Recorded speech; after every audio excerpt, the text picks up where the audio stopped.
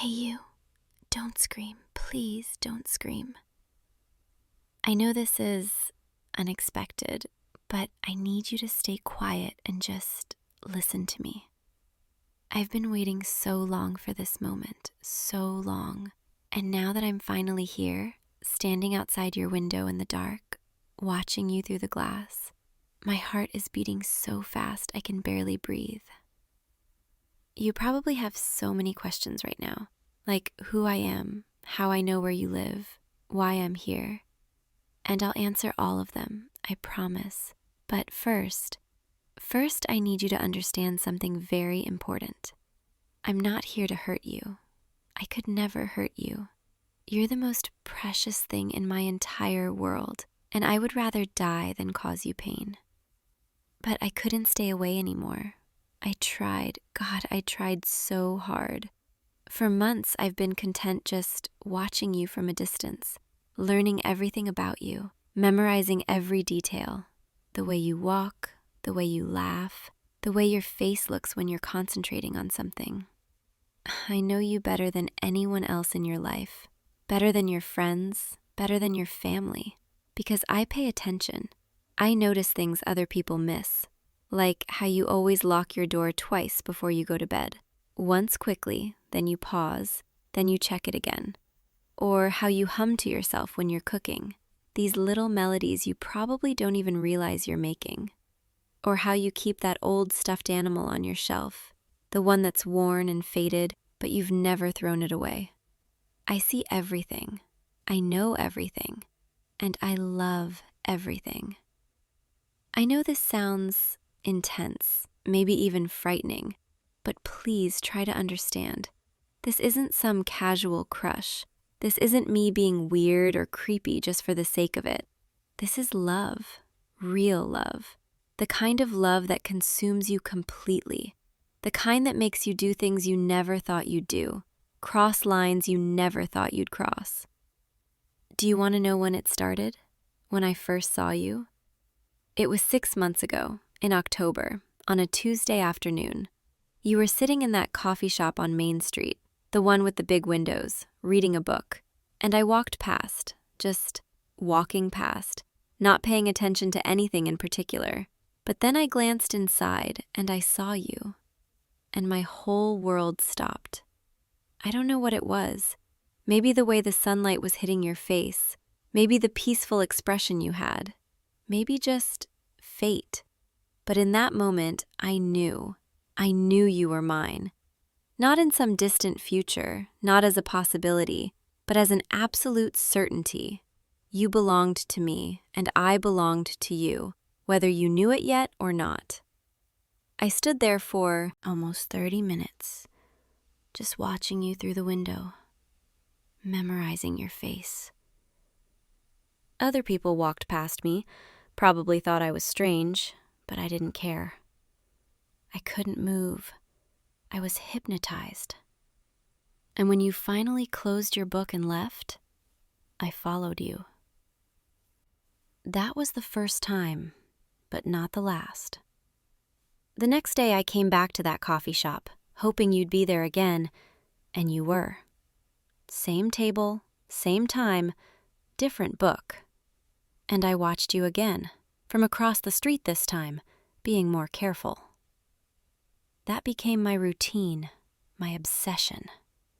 Every Tuesday and Thursday afternoon, you'd go to that coffee shop, and I'd be there, watching, learning, falling deeper. I started taking pictures, just with my phone, zoomed in through the window. I needed something to look at when you weren't there, something to get me through the days between sightings. I know how that sounds. I know what you must be thinking. But to me, those pictures are treasures, more valuable than anything else I own. Your face, frozen in those quiet moments, just existing, just being beautiful. After a few weeks, just the coffee shop wasn't enough anymore. I needed more. I needed to know where you lived, where you worked, where you spent your time. So I followed you home one evening, kept my distance, made sure you never noticed me, and I found this place, this apartment, your home, your sanctuary. And from that night on, I've been here, almost every night, standing in this exact spot, in the shadows beneath this tree, watching your window, watching you move around inside, watching your silhouette through the curtains, watching your light turn off when you go to sleep. Some nights I stay for hours, just being close to you, even if you don't know I'm here. It makes me feel connected to you, like I'm part of your life, even from out here in the dark.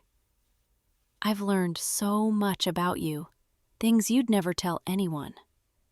I know you have trouble sleeping sometimes because your light stays on until 3 or 4 in the morning.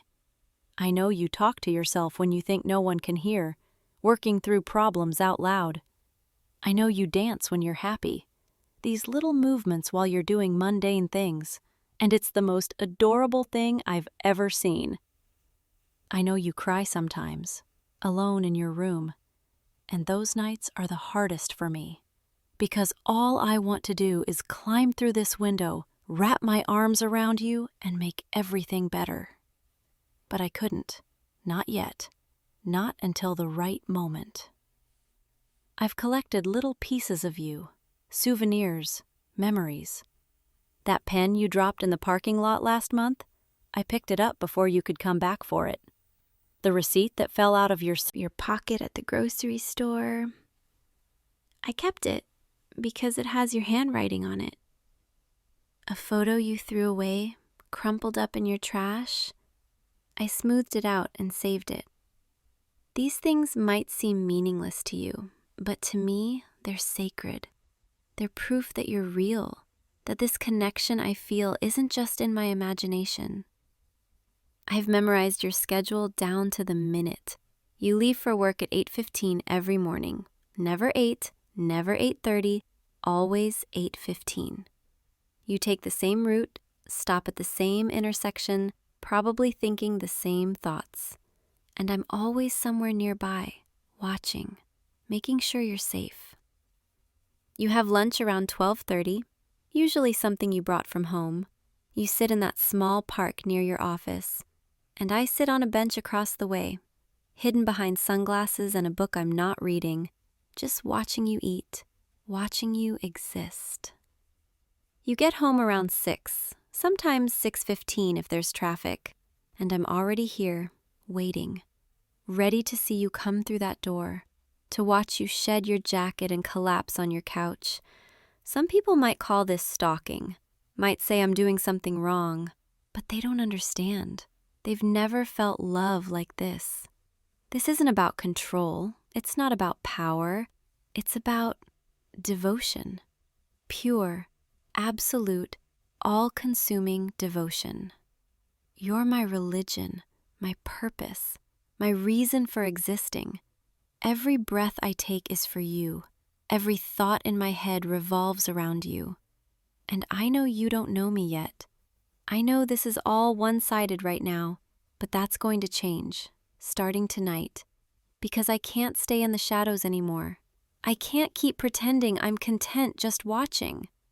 Something happened today, something that forced my hand.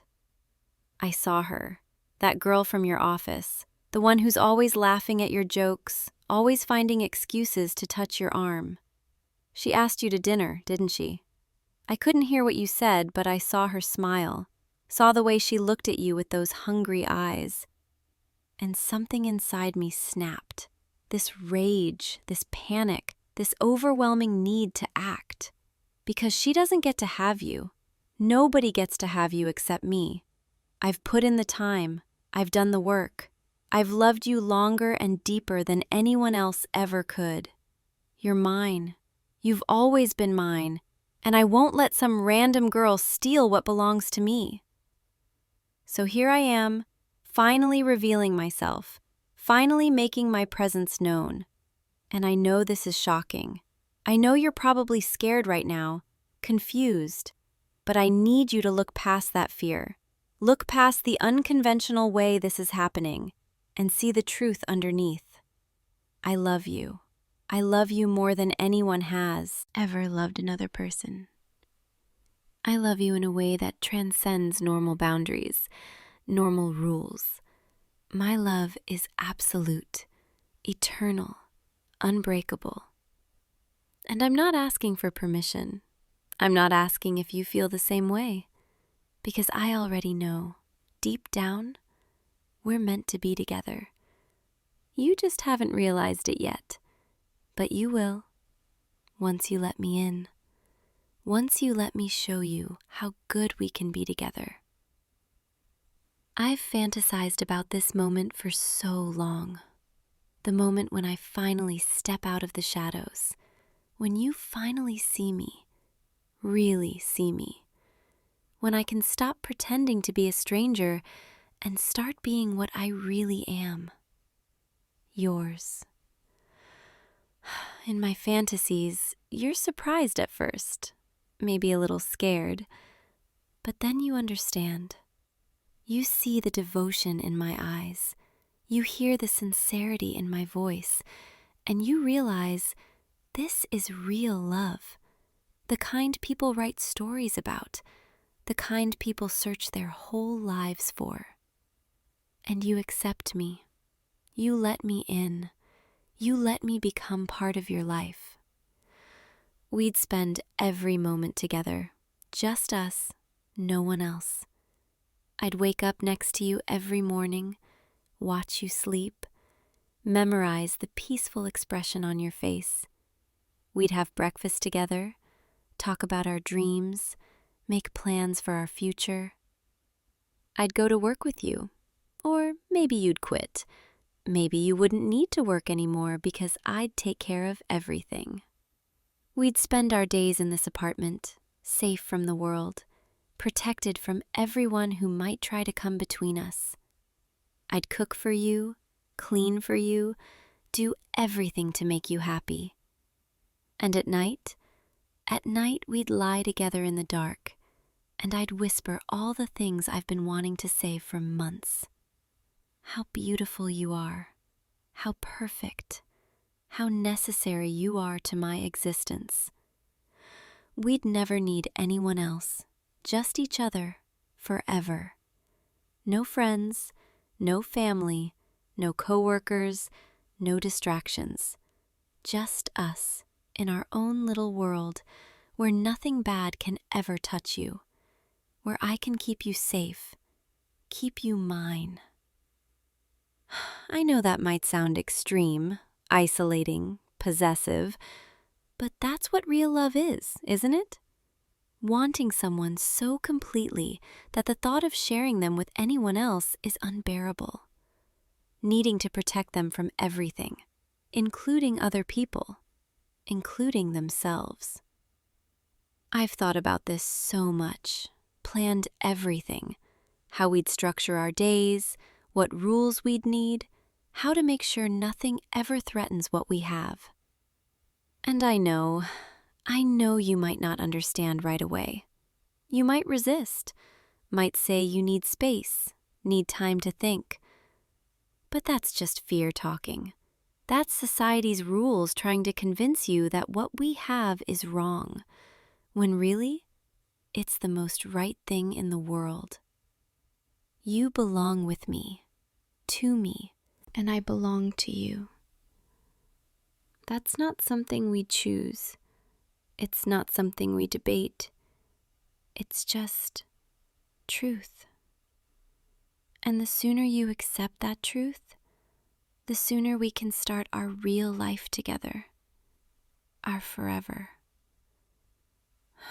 But I'm getting ahead of myself, letting my fantasies run away with me. Right now, in this moment, you're still on the other side of this glass, still processing everything I've told you, still trying to decide how to react. Are you frightened? You probably are. Are you thinking about calling someone? The police, maybe? You could. You absolutely could. But would that really solve anything? Would that change how I feel? Would that make me stop loving you? No, it would just complicate things, make everything harder than it needs to be. Because I'm not going anywhere. Not now, not ever.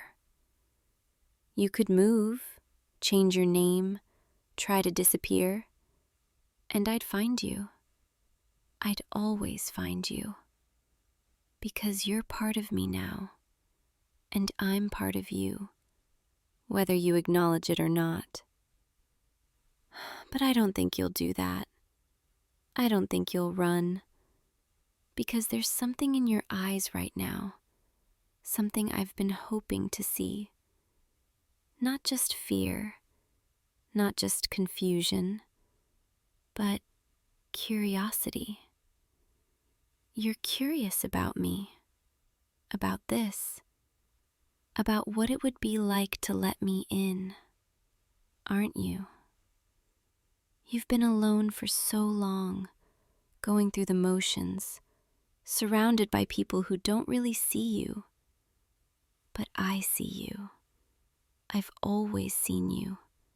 Every part of you, the good and the bad, the public face and the private thoughts. And I love all of it. I accept all of it. Imagine what it would be like to be loved that completely, to never have to pretend, never have to hide, never have to wonder if someone really cares. Because I do. I care more than you can possibly comprehend. Your happiness is my happiness. Your pain is my pain. We're connected, bound together. Two souls that were always meant to find each other. I know I'm intense. I know my love is overwhelming. But isn't that better than the alternative? Isn't passionate devotion better than casual indifference? Isn't obsessive attention better than being forgotten? That girl from your office, the one who asked you to dinner, she doesn't love you. Not really. She likes the idea of you, likes how you make her feel, likes having someone to flirt with. But she doesn't know you, not like I do. She doesn't notice the little things, doesn't pay attention to the details. If you went out with her, she'd talk about herself all night, barely ask you any questions. And eventually, she'd lose interest, move on to someone else. But me, I'll never lose interest. I'll never move on. You're it for me, the only one, the last person I'll ever love. And that kind of loyalty, that kind of dedication, that's worth something. That's worth everything. So what do you say? Are you going to keep standing there, frozen behind that glass, treating me like a threat? Or are you going to open this window, let me in, and give us a chance? I'm not asking you to love me right away. I know that takes time. But I am asking you to let me prove myself, to let me show you how good this can be. Just open the window. Let me come inside, and we can talk, really talk, face to face, without this barrier between us. You're thinking about it. I can see it in your face. Part of you wants to say no, wants to push me away, wants to go back to your normal life. But another part, a deeper part, is curious, tempted, maybe even a little excited. It's okay. You can admit it. There's something thrilling about this, isn't there? Someone caring about you so much they've devoted their entire life to knowing you. Someone willing to cross every boundary, break every rule, just to be close to you. That's not something you find every day. That's rare, special, precious. And I can see in your eyes, You recognize that. You recognize me, even though we've never officially met, because on some level, you felt me watching, felt my presence. Those moments when you'd turn around suddenly, feeling like someone was there. That was me. Those nights when you'd look out this window, scanning the darkness, wondering if someone was out there. I was. We've been connected all along. You just didn't know it consciously, but your subconscious knew. Your soul knew. That's why you never closed these curtains completely, never blocked me out entirely. Part of you wanted to be seen, wanted to be known. And I've been here, seeing you, knowing you, loving you. Please, I'm begging you, don't make me stay out here in the cold anymore. Don't make me keep watching from a distance when I could be beside you. Let me in. Just unlock the window, slide it open, and let me in. I can see your hand moving, reaching toward the latch. You're going to do it, aren't you? You're going to let me in? Yes, just like that. The lock is turning. The window is opening. And now there's nothing between us. Just air, just possibility, just the beginning of everything I've dreamed about. Thank you. Thank you for trusting me, for giving me this chance. I promise you won't regret this. Can I come closer? I've been standing in the shadows for so long. I need to see you properly, need to be near you. I'm stepping forward now, into the light from your window. Can you see me clearly now? This is me, your devoted admirer. Your future. Your face. You look so beautiful when you're uncertain, when you're torn between fear and curiosity. I want to memorize this expression, this moment, the instant before everything changes. I'm at the window now, right here, so close I could reach out and touch you if I wanted. But I won't, not yet, not until you're ready. Even though every cell in my body is screaming to close this final distance, I'll wait, because I want you to choose this. Choose me. Can I come in? Will you let me cross this threshold? Say yes. Please say yes. You're nodding. Barely, but you're nodding. That's all I need. That's everything. I'm climbing through now, careful not to knock anything over, moving slowly so I don't startle you. And now I'm inside, in your space, in your home. It smells like you in here, that scent I've caught glimpses of when you walk past me on the street, but stronger now, surrounding me, filling my lungs. I could get drunk on this, on being here, on being close to you. You're backing away slightly. That's okay, I understand. This is overwhelming, having me suddenly inside your personal space, but you don't need to be afraid. I told you I would never hurt you. Can I sit? Maybe on your bed? Just to be at the same level, to make this less intimidating? Thank you. The mattress is soft. This is where you sleep every night, where you dream. I've watched this bed from outside so many times, imagined what it would be like to be here. And now I am. Now I finally am. You're still standing, frozen by the wall, watching me. That's okay. Take your time. Process this however you need to. I'm not going anywhere. We have all night, all the time in the world. Do you want to know more about me? Ask me anything. I'll tell you everything. I want you to know me as well as I know you. I want us to be equals in this. Or Would you rather I just talk?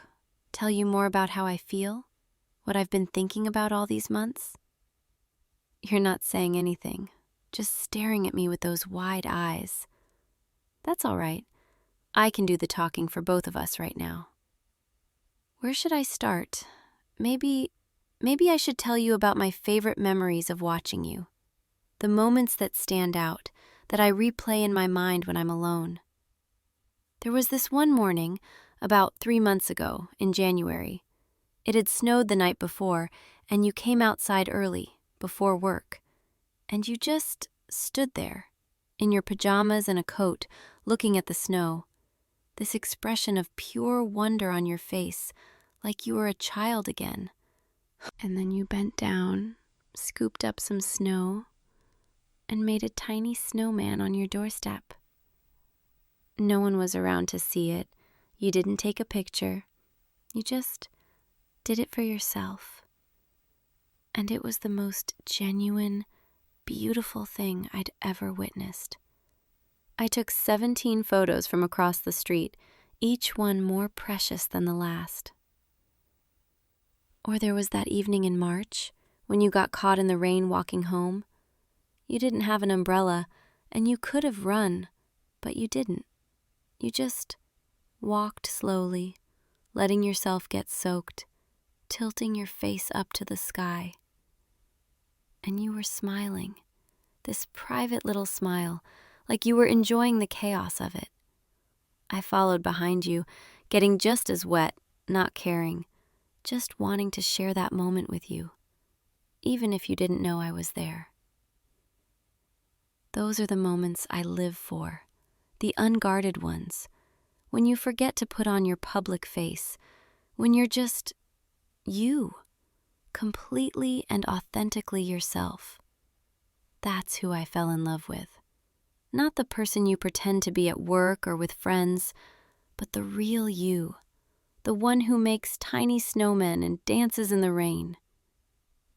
I wish I could have introduced myself normally, the way regular people meet. Bumped into you at that coffee shop, spilled your drink, apologized profusely, offered to buy you another. We'd laugh about it, exchange names, maybe numbers, and we'd start dating like normal couples do. But I couldn't. I was too nervous, too afraid you'd reject me. And then the watching started. And once it started, I couldn't stop, because every new thing I learned about you made me love you more. And I knew no normal introduction would ever be enough. I needed you to understand the depth of my feelings, the extent of my devotion. And the only way to do that was this, revealing everything, all at once, holding nothing back. Does that make sense? Can you understand why I had to do it this way? I'm not crazy. I'm not dangerous. I'm just in love. Desperately, completely, irrevocably in love. You're sitting down now, on that chair by your desk, still watching me. Good. That's good. You're not running. You're not screaming. You're listening, processing, maybe even starting to understand. I like seeing you up close like this, without a window between us. I can see details I missed before, the exact shade of your eyes, the way your hair falls. You're even more beautiful than I thought, and I already thought you were perfect. Can I ask you something? Something I've been wondering about for months? That stuffed animal on your shelf, the old worn one. What's its name? And why do you keep it? What's the story there? I've noticed you look at it. Sometimes, when you're sad or stressed, like it comforts you. I want to know everything, every story, every memory. I want to build a complete picture of you in my mind, one that includes the past I wasn't there for. You don't have to answer now. I know you're still processing, but eventually, I want to know everything. Your childhood, your fears, your dreams, your disappointments, every single thing that made you who you are today. And I want to tell you everything about me too. I want you to know my past, understand why I am the way I am, why my love is so intense, so all-consuming. I've been alone for a long time, longer than you might guess. Not physically alone. I have a job, a place to live, I function in society, but emotionally alone, spiritually alone, until I found you. You filled something in me I didn't even know was empty, gave me purpose, direction, meaning. Before you, I was just existing, going through the motions. But after I saw you, everything changed. Colors were brighter, food tasted better, even breathing felt more significant because every breath brought me closer to this moment, to being here with you. And now that we're finally together, in the same room, breathing the same air, I feel complete, whole, like every piece of me has finally found its place. I know you're probably thinking this is too much too fast, that I should slow down, give you space, let you adjust, but I've waited so long already, been patient for so many months, and now that I'm here, now that you've let me in, I don't want to waste a single second pretending to be something I'm not. I love you. I need you.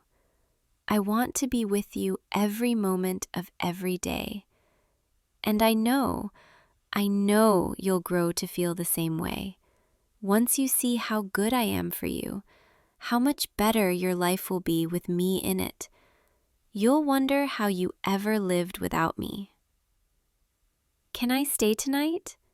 I promise I'll be good. I'll sleep on the floor if you want, or in that chair. I can't leave now. Can't go back to watching from outside. Not when I've finally made it inside. Finally closed the distance. Please, let me stay. Let me prove to you that I'm not a threat, that I'm exactly what you need. You're thinking about it. I can see the conflict in your eyes.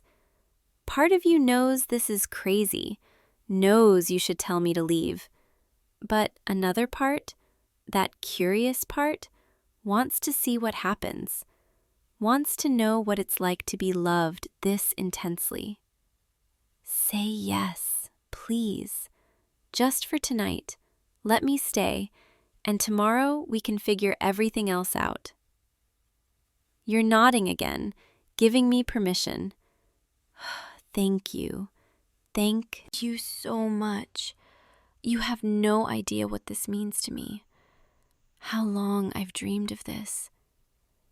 I'll be so good to you. I promise.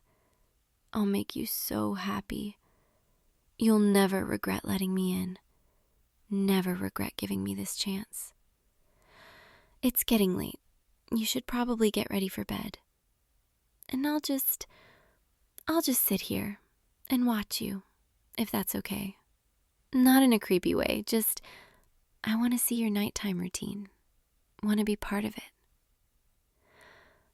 Don't be nervous. Pretend I'm not here. Just do what you normally do.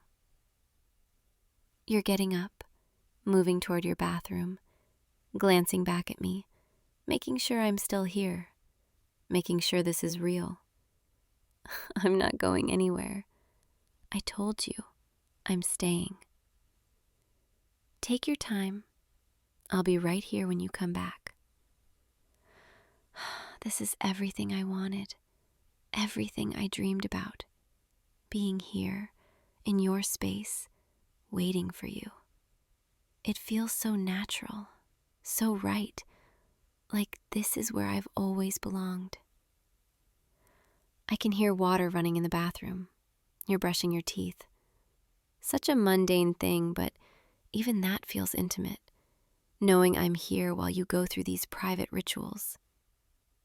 You're coming back now. I can hear your footsteps. There you are. You look tired. It's been an overwhelming night, hasn't it?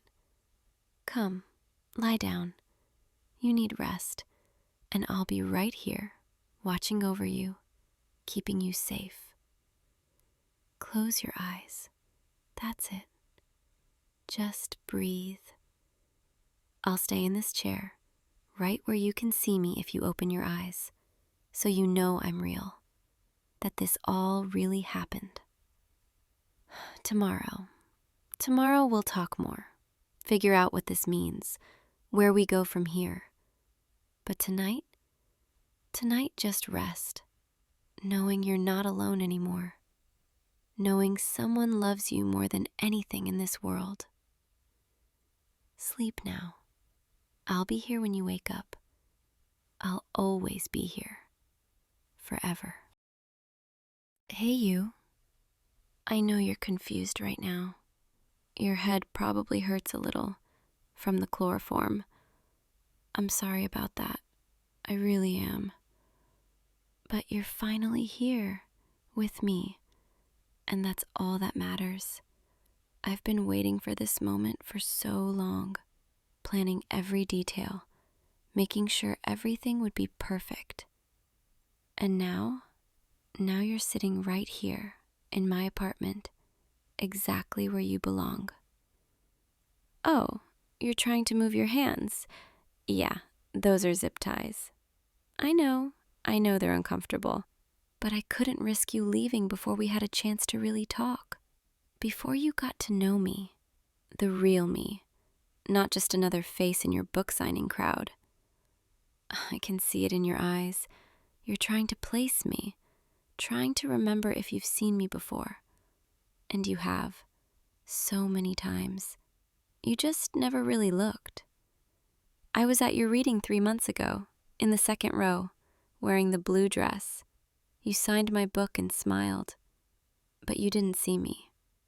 I was at the coffee shop last Tuesday, sitting 2 tables away. You ordered a flat white with oat milk, extra hot, just like always. I was in the park when you sat on that bench by the fountain, the one under the willow tree. You sat there for 47 minutes, just thinking, just being. I've been everywhere you've been, learning everything about you, because you're the most important person in my entire world. And tonight you're finally going to understand why. Don't look so scared. I'm not going to hurt you. I could never hurt you. I need you to listen, really listen, without walking away, without disappearing into your busy life where I'm just another anonymous fan. I've prepared dinner for us, your favorite, pasta carbonara with extra Parmesan, the good kind, imported from Italy, just like you mentioned in that interview last year. I know you're vegetarian now. You made the switch 8 months ago, so I used plant-based bacon, and I made sure every ingredient was ethically sourced, because I pay attention. I notice everything about you. Every word you write, every interview you give, every casual post on social media. I consume it all. I study you. I know you better than anyone else in your life, better than your friends who only see you at parties, better than your family who still thinks you're the same person you were 5 years ago. I know the you that exists right now, in this moment, the you that you're becoming. So, here's what's going to happen. I'm going to untie one of your hands so you can eat, because I know you haven't had dinner yet. You never eat before 7, and it's 6:45. And we're going to have a nice meal together, and we're going to talk. Really talk. And you're going to realize that this, us, being here together, this is exactly what you've been missing in your life. someone who truly understands you, someone who sees every part of you and loves it all, someone who would do anything, absolutely anything, to make you happy. Even if it means crossing a few boundaries to get your attention. Now, I'm going to come over there and untie your right hand. Don't try anything stupid. The door is locked and I have the only key. And honestly, where would you even go? Nobody knows you're here. Nobody saw me bring you in. I was very careful. And deep down, I think a part of you doesn't even want to leave. Because when was the last time someone cared about you this much? When was the last time someone planned something this elaborate just to spend time with you? There, see? That wasn't so bad. Your hand is free. You can move your fingers, get the circulation back. The food is right there on the coffee table, still warm. I timed it perfectly. I've gotten very good at timing things, at predicting your schedule, at knowing exactly where you'll be and when. It's amazing what you can learn when you dedicate yourself completely to someone, when they become your entire reason for existing. Go ahead, eat. I promise it's not poisoned or anything. I already had some myself. See? I'll take another bite right now. I want you healthy. I want you happy. I want you to stay with me forever. And none of that works if I hurt you. This isn't about control. Not really. This is about love. The purest, most devoted love anyone has ever felt for another person. You're probably wondering when this started, when I went from casual fan to this. It was 14 months ago, February 16th, a Tuesday. I was standing on the bridge downtown, the one that crosses the river, the one that's always empty at 3 a.m, and I was going to jump. I had the note written. I had said goodbye to nobody because nobody would have cared. I was alone, completely alone in this world. And then I remembered I'd bought your book that morning. Hadn't read it yet, and I thought, maybe I should read it first. One last good thing before I go. So I went home and I read your book, cover to cover, in one sitting. And I cried. I cried for the first time in months, because your words, your characters, the way you described loneliness and connection and the desperate human need to be seen. It was like you were writing directly to me, like you understood, like you knew. You saved my life that night. You didn't know it, we'd never met, but you saved me. And from that moment on, I knew you were the one person in this entire world who could truly see me, understand me, love me. So I started following your work, reading everything you'd written, watching every interview, going to every event. And the more I learned about you, the more I fell in love. Not with some fantasy version, not with a celebrity persona, but with the real you. The you who struggles with imposter syndrome, who rewrites the same paragraph 17 times, who cries at animal shelter commercials. The you who's just as lonely as I am, just as desperate for real connection, even if you hide it better. I can see it in your eyes right now. You're starting to understand. You're starting to see that this isn't just some crazy fan thing. This is real. This is the most real thing that's ever happened to either of us. Take another bite. The pasta's getting cold. And let me tell you more. Let me tell you everything. Because once you know the whole story, Once you understand how deep this goes, you won't want to leave. You'll want to stay with me forever. I know what you're thinking. You're thinking this is obsession, that it's unhealthy, that I need help. And maybe you're right. Maybe by normal standards, this crosses lines. But normal people don't understand what it means to find your soulmate, to find the one person in 8 billion who was made for you. Normal people settle. They compromise. They convince themselves that good enough is actually good. But I refuse to settle. I refuse to live in a world where I don't have you. And I think, deep down, you feel the same way. You write about it all the time. In your books, in your essays, this longing for something more, for someone who truly sees you. Your protagonist in your last novel, the one who felt invisible even in crowded rooms, who went through life feeling like a ghost. That was you. I know it was. You were writing about yourself, about how lonely you feel, how isolated. And I'm here to tell you, you're not invisible to me. I see every part of you. I notice everything. I remember everything.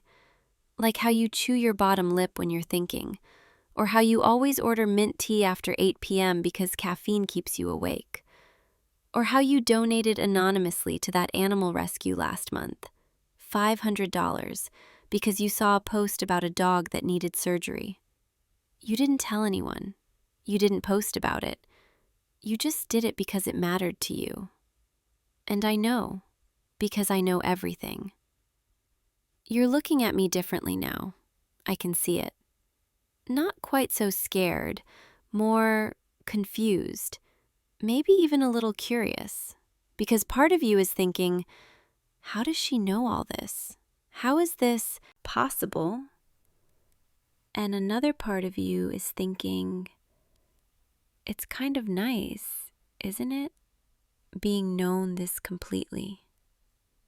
It's okay to admit it. You don't have to say it out loud. I can see it in your eyes. Nobody's ever paid this much attention to you before. Nobody's ever cared enough to learn every little detail. Your ex didn't. She barely remembered your birthday, let alone your favorite meal or your secret anxieties. Your friends are nice, but they're busy with their own lives. They ask how you're doing, but they don't really want to know. But me, I want to know everything. I want to know what you dream about, what keeps you awake at night, what makes you feel alive. I want to crawl inside your mind and live there, understanding every thought, every fear, every hope. And I think you want that too. You want to be understood that completely, even if the circumstances are unconventional. Here, let me refill your water. You're probably thirsty. See, I'm taking care of you, making sure you have everything you need. This is what it would be like if you stayed, if you let me love you the way I want to. I'd anticipate your every need. I'd make your life perfect. I'd dedicate every moment to your happiness. Isn't that what everyone wants? To be someone's entire world? You're eating more now. Good. I knew you'd like it. I followed the recipe exactly. Even practiced twice to make sure I got it right. Because everything has to be perfect for you. You deserve perfect. Can I ask you something? And will you answer honestly? When was the last time you felt truly happy, truly content, truly at peace? Not just momentary pleasure, not just distraction from loneliness, but real, deep, soul-level happiness. You're thinking, you're really thinking about it, and you can't come up with an answer, can you? Because you're just as empty as I am, just as desperate for meaning, for connection, for someone to make this all make sense. We're the same, you and I. We're both lonely souls searching for something real in a world of superficial connections. And I found you, and now you've found me, even if you didn't know you were looking. I have your books memorized. Did I mention that? Every single one. I can quote entire passages. My favorite is from your second novel, Chapter 17, when your protagonist finally admits that she's been performing her entire life, pretending to be someone she's not because she thought that's what people wanted. And she says, "I'm so tired of being the version of myself that other people need me to be. I just want to exist as I am, without apology, without performance, and be loved for that." That's you, isn't it? That's how you feel. You're tired of performing, tired of being the put-together author, the successful writer, the person who has it all figured out, when really, you're just as lost as everyone else.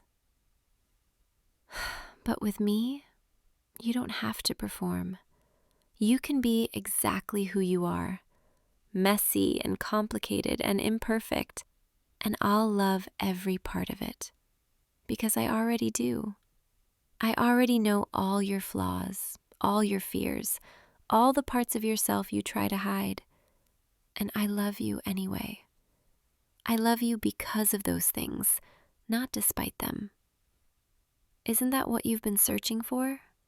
Someone who loves the real you, not the persona, not the image, but the actual person. You're crying, just a little. I can see the tears forming in your eyes. It's okay. It's okay to feel this, to feel seen, to feel understood. Even if the situation is terrifying, even if part of you knows this is wrong, you can't deny that it feels good, doesn't it? To be known this deeply, to be loved this completely. I'm going to tell you something, and I need you to really hear me. I would die for you, right now, without hesitation, if it meant you'd be happy. I would step in front of a bullet. I would throw myself off a bridge. I would cease to exist, because my life only has meaning in relation to you. You're my reason for breathing, my reason for waking up every morning. And I know that sounds extreme. I know it sounds unhealthy, but it's the truth. And isn't truth better than all the polite lies people tell each other? All the, "I care about you, but not really," relationships people settle for? I'm giving you pure, undiluted, absolute devotion. The kind of love that poets write about. The kind that people search for their entire lives. Most people never find it. They settle for lukewarm affection, for companionship, for someone who's good enough. But you don't have to settle, because you have me, and I am completely, utterly, obsessively yours. You're looking at me like you don't know what to say, and that's okay. This is a lot to process. I understand. But I need you to know something else, something important. I'm not a monster. I'm just a girl who loves you so much it hurts, who loves you so much she couldn't breathe anymore without having you close. And yes, I crossed a line tonight. I know I did. But wouldn't you rather have someone who loves you too much than someone who loves you too little? Wouldn't you rather be wanted desperately than tolerated casually? I see you considering it. I see the wheels turning in your mind. You're thinking about all the times you felt alone, even when surrounded by people. All the times you wanted someone to truly see you and nobody did. All the times you wished for someone who would fight for you, who would do anything for you. And here I am, offering exactly that. Maybe not in the way you imagined, maybe not through conventional means, but the end result is the same. You have someone now who will never leave, never betray you, never forget you. Your hand is shaking. I can see it. Not from fear anymore, from something else. From the weight of being seen, from the intensity of being loved. It's overwhelming, I know, but it's also beautiful, isn't it? I want to tell you about the shrine I have in my bedroom. Would you like to hear about it? Don't look so worried. It's not creepy. Well, maybe a little, but it's also kind of romantic. I have every book you've written, first editions, some of them signed. I've been collecting them for months. And I have printouts of your articles, your interviews, photographs from your events. I have the coffee cup you left on the table at that cafe, the one with your lipstick mark still on the rim. I have the pen you accidentally dropped at your last book signing, the blue one. You didn't even notice it was missing. I have a strand of your hair from when you got it cut last month. The stylist swept it up, but I managed to grab a piece before they threw it away. And every night, before I go to sleep, I look at all of it, and I feel close to you. I feel like you're there with me, like we're already together. And now we actually are. You're not eating anymore. You've stopped. Are you full? Or are you just too overwhelmed to keep going? Talk to me, please. Say something. I need to hear your voice. I need to know what you're thinking. You're asking me, why? Why this? Why not just talk to you like a normal person? And I wish I could. I wish I could have just approached you and started a conversation and built something real. But you're always surrounded by people, always busy, always moving from one thing to the next. And when I did try, when I did approach you at that book signing, you smiled and signed my book and moved on to the next person in line. I was just another face, another fan, another nobody. And I couldn't accept that. I couldn't accept being invisible to the one person who matters. So I had to do something dramatic, something you couldn't ignore, something that would force you to really see me. And yes, I know, kidnapping is extreme. But extreme situations call for extreme measures, and my love for you is the most extreme thing I've ever felt. You're asking if I understand that this is wrong, if I know that I've committed a crime. And yes, of course I do. I'm not delusional. I know exactly what I've done. But I also know that some things are worth the risk. Some things are worth throwing away your entire life for. And you're worth everything. You're worth losing my freedom, my future, my sanity. Because a life without you isn't a life worth living anyway. You're telling me I need help, that I should let you go and get therapy. And maybe you're right. Maybe I am broken. Maybe I am sick. But you know what? I don't care. I don't care about being healthy if it means not having you. I don't care about being normal if normal means settling for less. I'd rather be crazy and have you than sane and alone. But you're right about one thing. This isn't sustainable. We can't stay like this forever. with you tied up, me keeping you prisoner. That's not a relationship. That's not love. That's just captivity. So here's what I'm thinking, and I want you to really consider this. What if you stayed willingly? What if I untied you completely and you chose to be here, chose to give this a chance? I can see the shock on your face. You think I'm insane for suggesting it, but hear me out, please. You're lonely. I know you are. I can see it in everything you write, everything you do. You're searching for connection, for meaning, for someone who really gets you. And I'm offering that. I'm offering complete understanding, complete devotion, complete love. What if you gave me a chance, a real chance, not as your captor, but as someone who could be in your life, someone who already knows everything about you and loves you anyway, someone who would never hurt you, never leave you, never stop seeing you? What if this is actually the beginning of something beautiful, once we get past the rocky start? You're laughing, a little. Not a happy laugh, more like a disbelieving one. You're saying this is insane, that I'm insane, that nobody in their right mind would agree to this. And you're probably right. Probably. But I had to ask. I had to give you the option.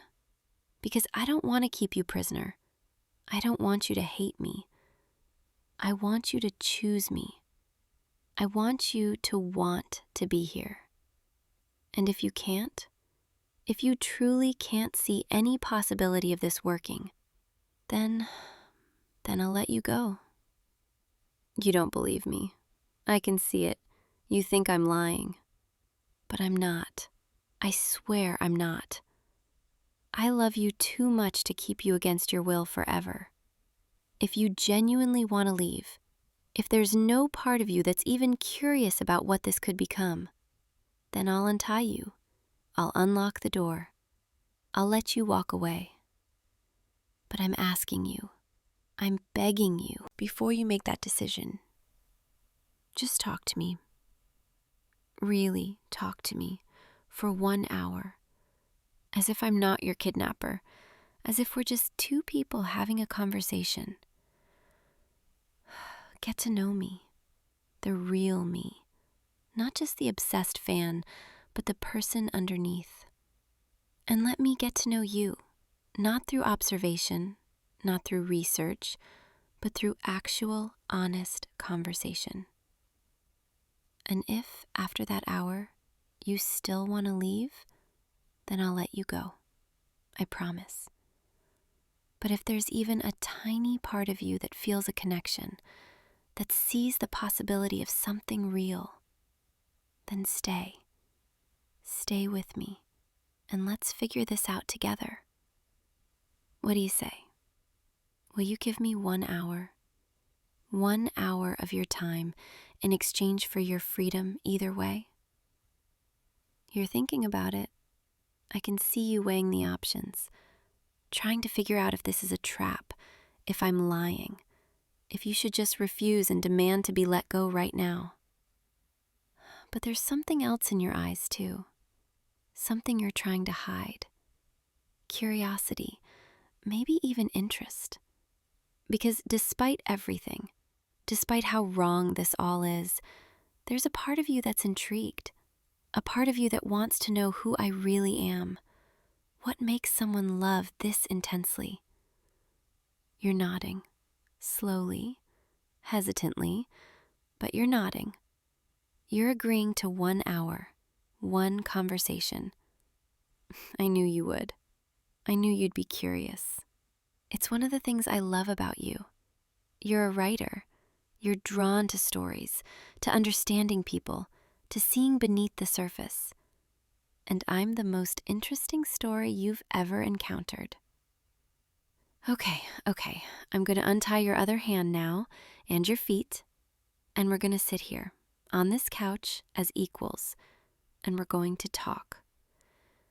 And I'm going to tell you everything about me, about my life, about why I am the way I am. And you're going to listen. And maybe, just maybe, you're going to understand.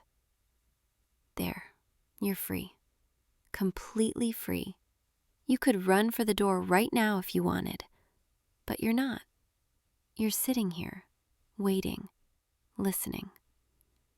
Thank you. Thank you for giving me this chance. So, where do I start? I guess I should tell you about my childhood. It wasn't great. Actually, it was pretty terrible. But I don't want pity. I just want you to understand. My parents didn't want me. I figured that out pretty early, around 5 or 6. They never said it explicitly, but you can tell. You know, when you're unwanted. They were always busy, always working, always anywhere but home. And when they were home, they looked at me like I was an inconvenience, like I was something that happened to them rather than something they chose. I learned to be quiet, to be invisible, to not need anything.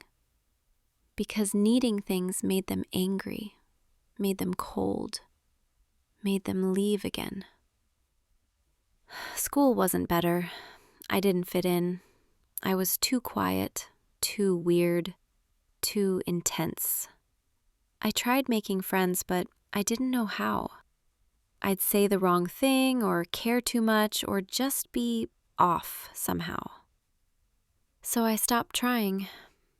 I spent lunch periods in the library. I ate alone. I convinced myself I was fine with it. And I was fine. Mostly. Until I realized I'd gone entire weeks without speaking to anyone. Without anyone speaking to me. I was a ghost, moving through life without leaving any mark, without mattering to anyone. And then I found books. I found stories. I found characters who felt like friends even though they weren't real. I found your books, and they saved me. You saved me, even though you didn't know I existed. I'm 23 now. No family, no friends, no job I care about, nothing that matters. Except you. You're the only thing that makes my life feel real, feel meaningful. And I know that's a lot of pressure to put on one person. I know it's not fair, but I can't help it. I tried to have a normal life, to care about normal things, but nothing else matters. Nothing else fills the emptiness. Only you. Only this. Only us. You're looking at me differently now. I can see it. Not with fear, not with disgust, but with something else. Something softer. Pity, maybe, or understanding, or recognition. Because you see yourself in me, don't you? You see the loneliness, the desperation for connection. We're not that different, you and I. We're just on different sides of the same coin. You're asking me what I want, what I actually want from all this. And that's a good question. I'm not sure I've ever really thought it through. I want you to love me.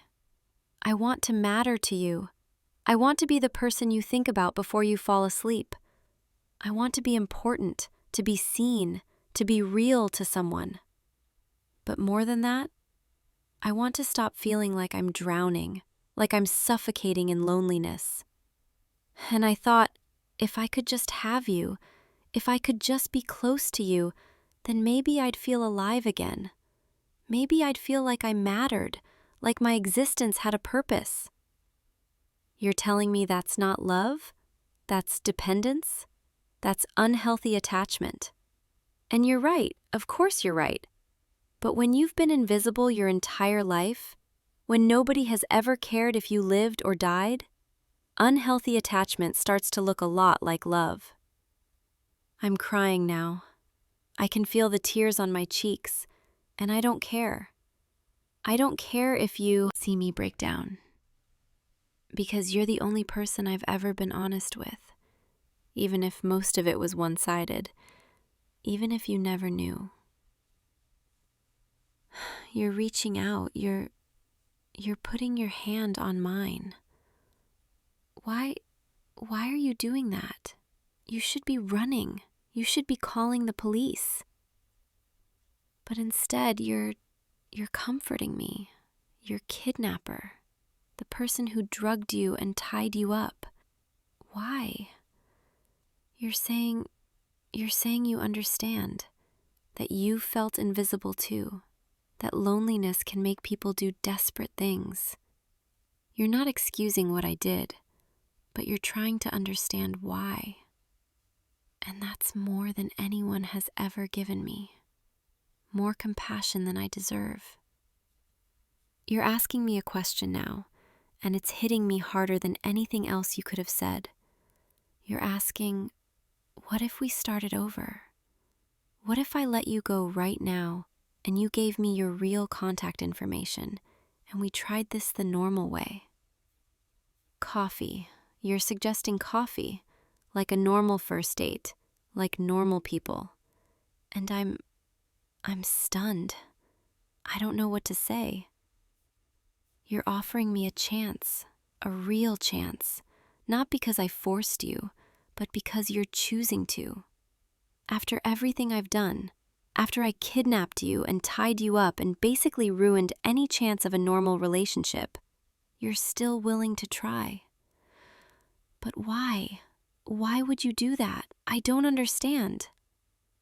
You're saying that you see someone who's hurting, someone who's lost, someone who needs help more than punishment.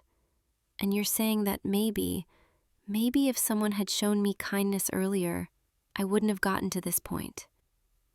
You're saying you're not promising me forever. You're not promising me romance. You're just promising me honesty, a real conversation, over real coffee, where I'm not your captor and you're not my prisoner. Just two people, talking, seeing if there's something real underneath all this obsession. And if there's not, if we have coffee and realize there's no genuine connection, then I need to let it go. I need to get help. I need to move on. You're making me promise that, right now, before you give me your number. And I'm nodding. I'm agreeing. Because as much as it terrifies me, as much as the thought of losing you makes me want to scream, I want something real more than I want to keep you prisoner. I'm reaching for the keys. My hands are shaking. I can barely hold them. I'm unlocking the door. I'm showing you that you're really free, that this isn't a trick. And you're not running. You're standing up slowly, stretching your legs, but you're not running. You're walking to the door, testing it, making sure. It really opens, and it does. The night air is coming in. You could leave right now and never look back. But you're turning around. You're looking at me. Really looking at me. And you're pulling out your phone. And you're typing something. And then my phone buzzes. You sent me your real number. Your actual contact information. You're saying, next Tuesday, there's a coffee shop on 5th Street. The one with the blue awning. You'll meet me there at 2 in the afternoon, and we'll talk, really talk, about boundaries and respect, and what healthy connection actually looks like. And if I can show up and be normal, and treat you like a person instead of an obsession, then maybe we can try being friends. Friends. That's all you're offering, and it's more than I ever thought I'd have. I'm crying again, harder now, because this is real.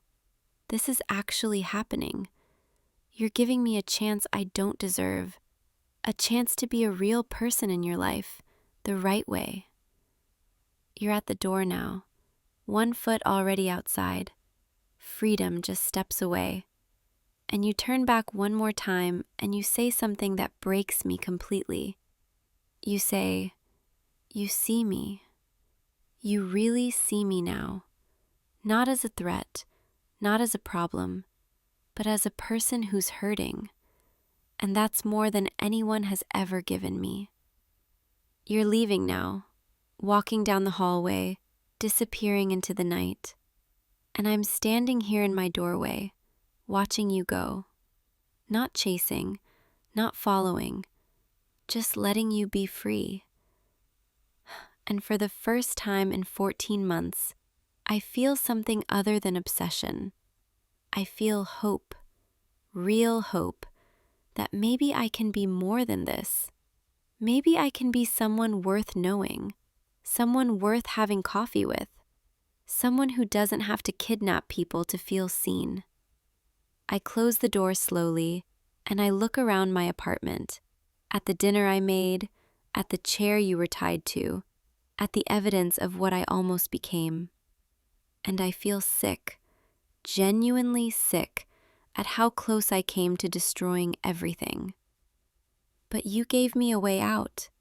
You gave me a path to something better, and I'm going to take it. I'm going to show up on Tuesday and be the person you deserve to meet. Not the obsessed stalker, but the real me, the person underneath all the pain and loneliness.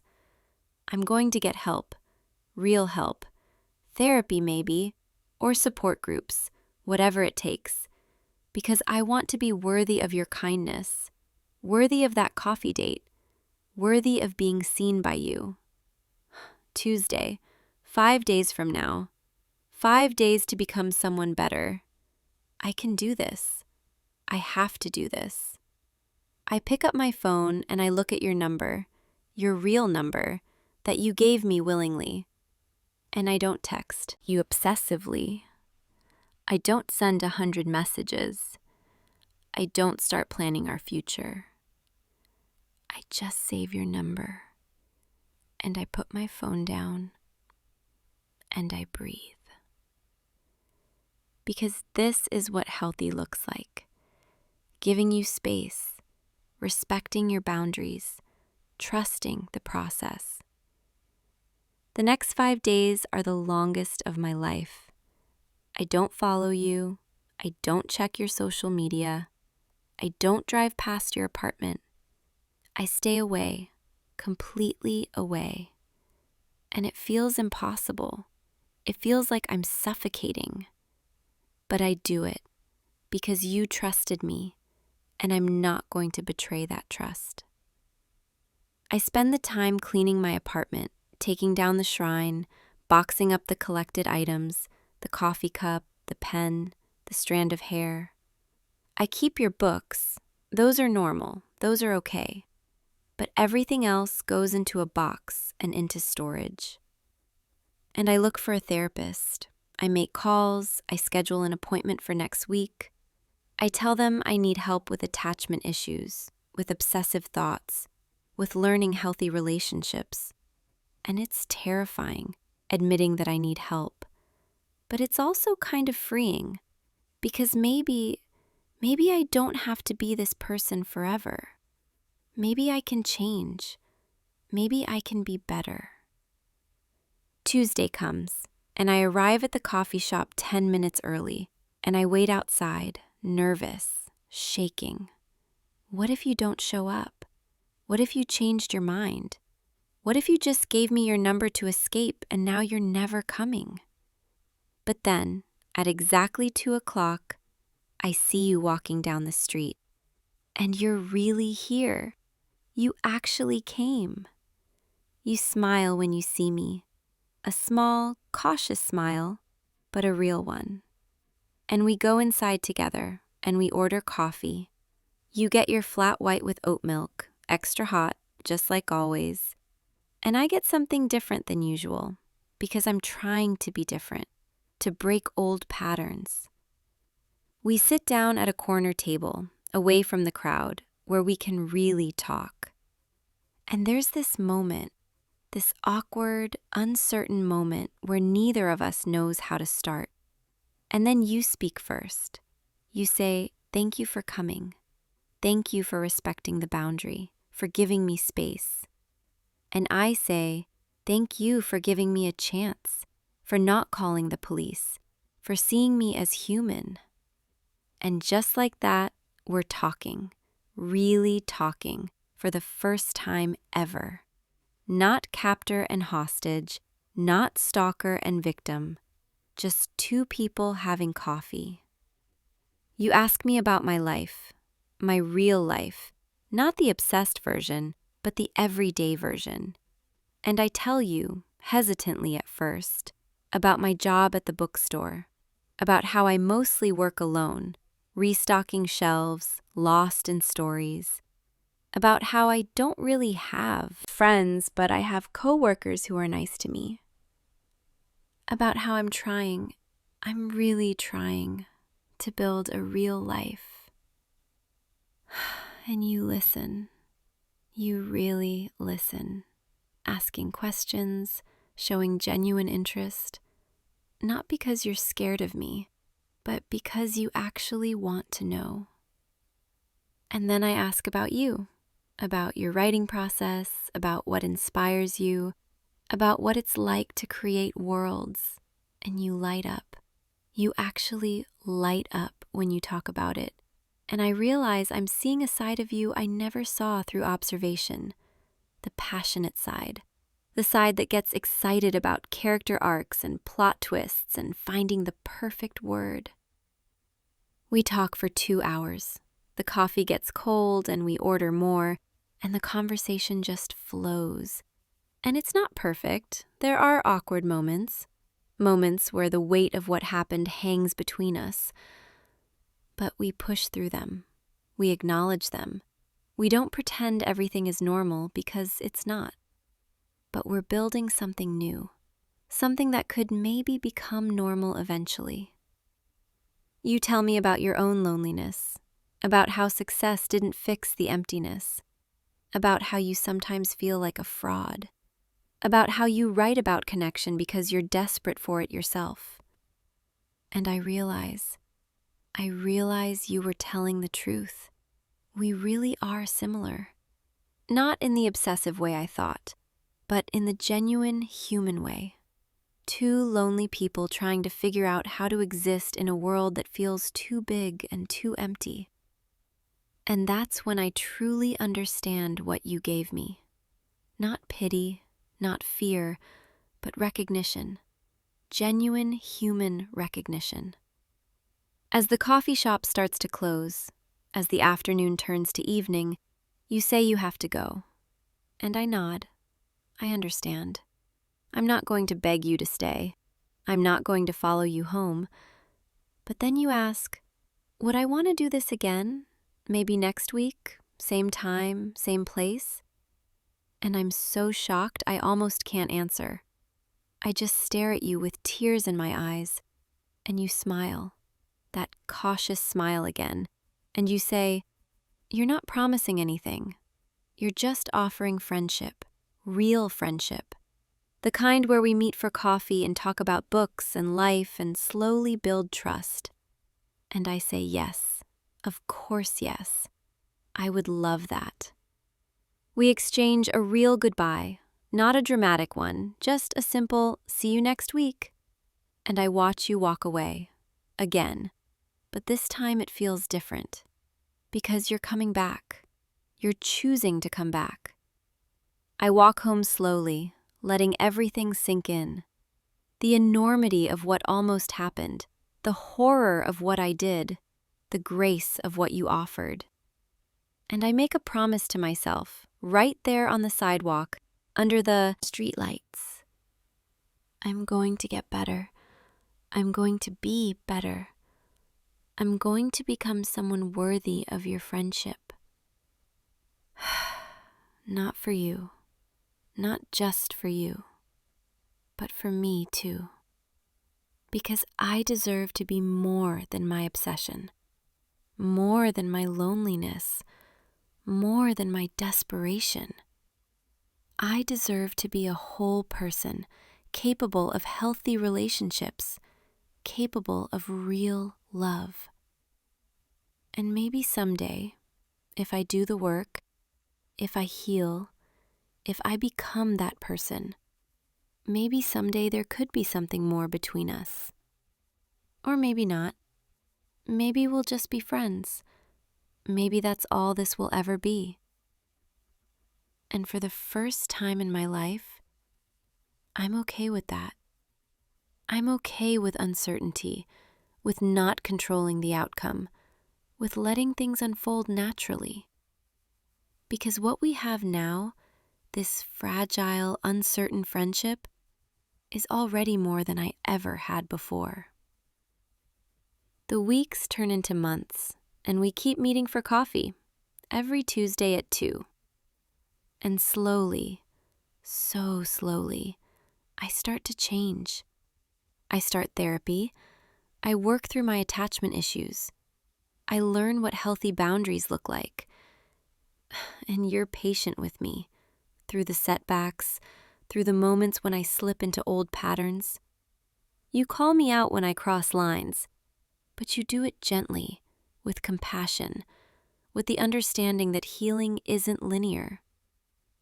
And gradually, I start to build a real life. I make a friend at work, just one, but it's a start. I join a book club, and I actually talk to people, share my thoughts, exist in a community. I start writing again, something I gave up years ago. Poetry mostly, about loneliness and connection and learning to be human. And through it all, you're there. Not as my obsession, not as my whole world, but as my friend. A real friend who checks in on me, who celebrates my progress, who reminds me that I'm worth the effort. 6 months pass, and we're sitting in our usual spot, and you tell me you're proud of me. Proud of how far I've come, how much I've grown, how different I am from that night. And I start crying, because nobody has ever been proud of me before. Nobody has ever noticed my growth, my effort, my change. And you reach across the table and you hold my hand, just for a moment. And it's not romantic. It's just human. One person acknowledging another's struggle. One person saying, I see you and you matter. And in that moment, I realize something. I'm not in love with you anymore. Not the obsessive, desperate love I felt before. But I do love you, in a healthy, genuine way. I love you as a friend, as someone who saw me at my worst and helped me become better. And maybe that's even more meaningful than romance. Maybe that's the kind of love that actually heals people, the kind that doesn't consume but nurtures. A year passes, and my life looks completely different. I have friends now, real friends, people who know the real me and like me anyway. I have hobbies, interests, a life that doesn't revolve around one person. And you're still in it, still my friend, still meeting me for coffee when our schedules allow. But you're not my whole world anymore. You're just a part of it, an important part, but not the only part. And that's exactly how it should be. We're sitting in the coffee shop one Tuesday, and you tell me you're seeing someone you met at a writing conference, someone kind and funny and good for you. And I feel a pang. I won't lie, there's still a small part of me that wishes things had gone differently. But mostly I feel happy for you, because you deserve love. You deserve someone who can be healthy for you from the start, someone who doesn't come with the baggage I brought. And I tell you that. I tell you I'm happy for you, and I mean it. And you look at me with such warmth, such genuine affection, and you say you're proud of me. You say that response, that genuine happiness for my joy. That's growth. That's proof of how far I've come. That's proof that I'm going to be okay. And I realize you're right. I am going to be okay. I am okay. Right now, in this moment. I'm a person with friends and hobbies and a life that matters. I'm not perfect. I still struggle sometimes. But I'm real. I'm whole. I'm human. The sun is setting outside the coffee shop window, casting golden light across our table. And I look at you, really look at you, and I feel overwhelming gratitude. Not for loving me back. You never promised that, and you don't owe me that. But for seeing me when I was invisible, for offering me a path when I was lost, for believing I could change when I didn't believe it myself. You saved my life that night, not 14 months ago when I read your book, but the night you walked into my apartment as my hostage and left as my friend. That was the night you truly saved me, because you showed me that I could be more than my worst moment, that I could be more than my obsession, more than my loneliness, more than my desperation. You showed me that I could be human, flawed and growing and worthy of connection. And that's the greatest gift anyone has ever given me. We finish our coffee and we say goodbye. See you next week, same as always. And I walk home as the sun sets, feeling the cool evening air on my face, feeling alive, feeling present. And I think about that night, about how close I came to destroying everything, about how easily this could have gone differently, about how lucky I am that you saw something worth saving. I'm not proud of what I did. I never will be. But I'm grateful for what came after, for the chance to become someone better, for the friendship that taught me what real love actually looks like. Not obsession, not desperation, not possession, but respect and boundaries and genuine care for another person's well-being. That's what love is. And I'm still learning, but I'm learning. I reach my apartment and I look around at my life, at the books I'm reading, at the poems I'm writing, at the photos of friends on my wall. And I smile. A real, genuine smile. Because I'm not invisible anymore. I'm not drowning anymore. I'm not desperately grasping for meaning. I'm just here, existing, living, being. And that's enough. I'm enough. I sit down on my couch, the same couch where you once sat tied up, where this all began. But it's different now. The energy is different. I'm different. And I think about you, about your new relationship, about your continued success, about your happiness. And I feel only warmth, only joy for you, only gratitude. Because you gave me the greatest gift.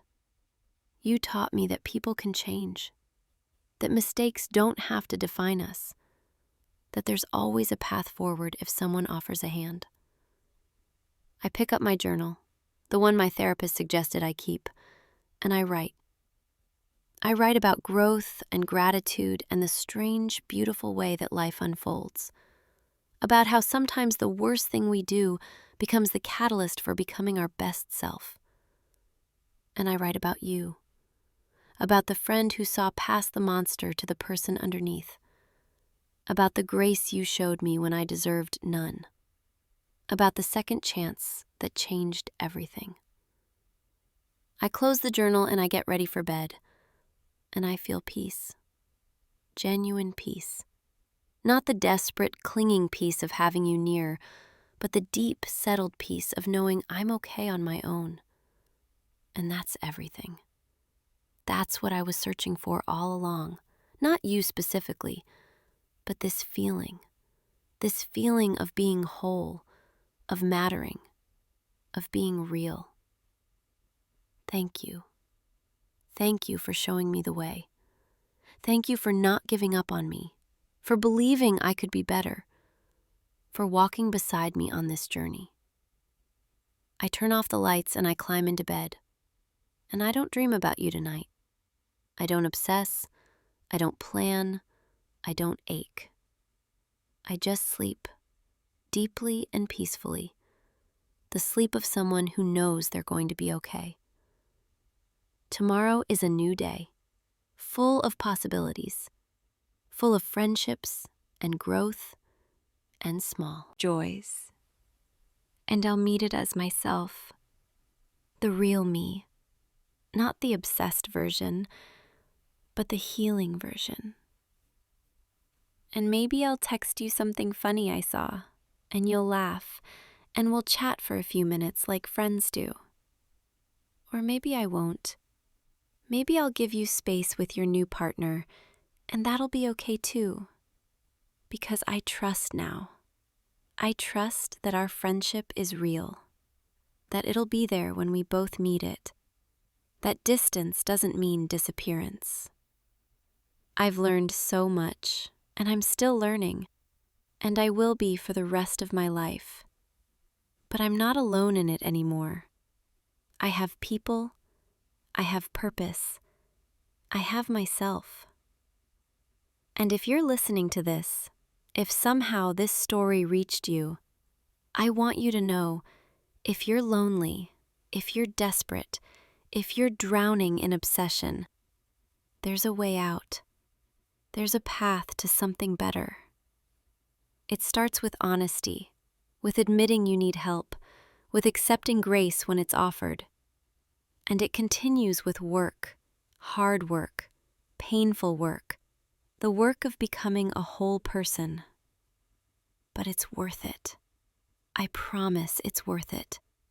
Because on the other side of obsession is real connection. On the other side of desperation is peace. And you deserve that. Everyone deserves that. So if you're struggling, reach out, find help, accept kindness.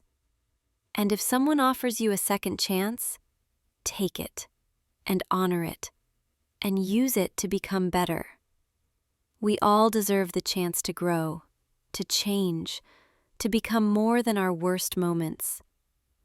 And with that, I'll let you go, let you rest, let you drift off into peaceful sleep.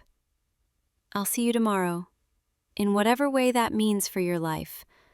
Maybe in the pages of a book, maybe in a kind conversation, maybe just in the knowledge that you're worthy of real connection. Good night, wherever you are, whatever you're struggling with. You're going to be okay. I promise. You're going to be okay. Sweet dreams, and thank you for listening, for being here, for existing. See you soon. Sleep well. Hey you, you're still awake? I saw your light on under the door, so I thought I'd come check on you. Make sure you're okay before bed. You don't mind, do you? I mean, I always check on you every night. It's just what I do. What big sisters do, right? Come on, scoot over a little. Make room for me. There we go. That's better. Now I can see your face properly in this soft light. You look tired. Did you have a long day? Yeah? Tell me about it. I want to hear everything. You went to class, studied in the library, grabbed lunch. With anyone special? I'm just asking. No reason. Just curious about your day. About who you spend your time with when I'm not around. Because I care about you. You know that, right? I've always cared about you. More than anyone else ever could. I've been taking care of you for so long now. Making sure you eat properly, that you get enough sleep, that you're safe. It's become second nature to think about you all the time, to wonder where you are, who you're with, what you're doing. Is that so wrong, to care that much? You're looking at me with those confused eyes again, like you're not quite sure what I'm getting at. That's okay. I'll spell it out for you. I saw you today with her, that girl from your chemistry class, the one with the bright smile and the annoying laugh. She was touching your arm, leaning in close, making you laugh. And you just let her.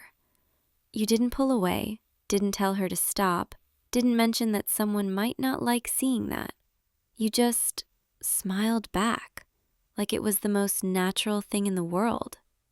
And that hurt me more than you could possibly understand. Because I thought we had an understanding, you and me. I thought you knew that I'm the one who takes care of you, who watches out for you, who makes sure nothing bad ever happens to you. But maybe you don't understand that yet. Maybe I need to make it clearer. Do you remember when you first started at this school? How overwhelmed you were? How lost? I was the one who helped you, who showed you around, who made sure you had everything you needed. I packed your lunches, did your laundry when you forgot, helped you study for exams. I've been there for every single moment, good and bad. And somewhere along the way, it stopped being just sisterly duty. It became something more, something I couldn't ignore anymore. I started noticing little things, like the way you smile when you're reading something you enjoy, or how you hum under your breath when you're concentrating. The way your hair falls across your forehead when you're tired. How you always forget to eat breakfast unless I remind you. All these tiny details, they filled up my thoughts until there was no room for anything else. Just you, always you. And I realized I don't want to share those details with anyone else. I don't want anyone else knowing you the way I do, seeing you the way I do. You're mine, in a way that goes beyond blood or family or whatever label people want to put on it. You're mine because I've made you mine, through every act of care, every moment of devotion. And I can't let anyone take that away. So when I see her touching you, laughing with you, getting close to you, something inside me just snaps. Because she doesn't know you. Not really. She doesn't know that you like your coffee with too much sugar, or that you can't sleep without that old blanket I gave you. She doesn't know about the nightmares you used to have, or how I'd stay up with you until you felt safe enough to close your eyes. She's just some girl who sees you as a cute project, a potential boyfriend, someone to pass the time with. But I see you as everything, as the center of my entire world. And I won't share that. I won't. You're looking scared now. I can see it in your eyes. Don't be scared. I'm not going to hurt you. I could never hurt you. You're too precious to me, too important. But I do need you to understand something. That girl, she needs to go away. And anyone else who thinks they can get close to you, they need to understand that you're not available. Oh, you thought you were available? That's actually kind of cute. But no, sweetheart. You stopped being available the moment I decided you were mine. And I decided that a long time ago. You just didn't realize it yet. Do you remember when that guy from your dorm asked you to study together last semester? And then he suddenly transferred schools? Just vanished? That was me. I had a conversation with him, a very thorough conversation, about boundaries and respect and knowing when to back off. He understood, eventually. They all do, eventually. Or that girl who invited you to that party freshman year, the one you were so excited about? she mysteriously decided you weren't invited anymore. Remember how confused you were? I made sure of that, because I knew what happens at those parties, and I knew I couldn't protect you there. So I protected you in the only way I could, by making sure you stayed home with me.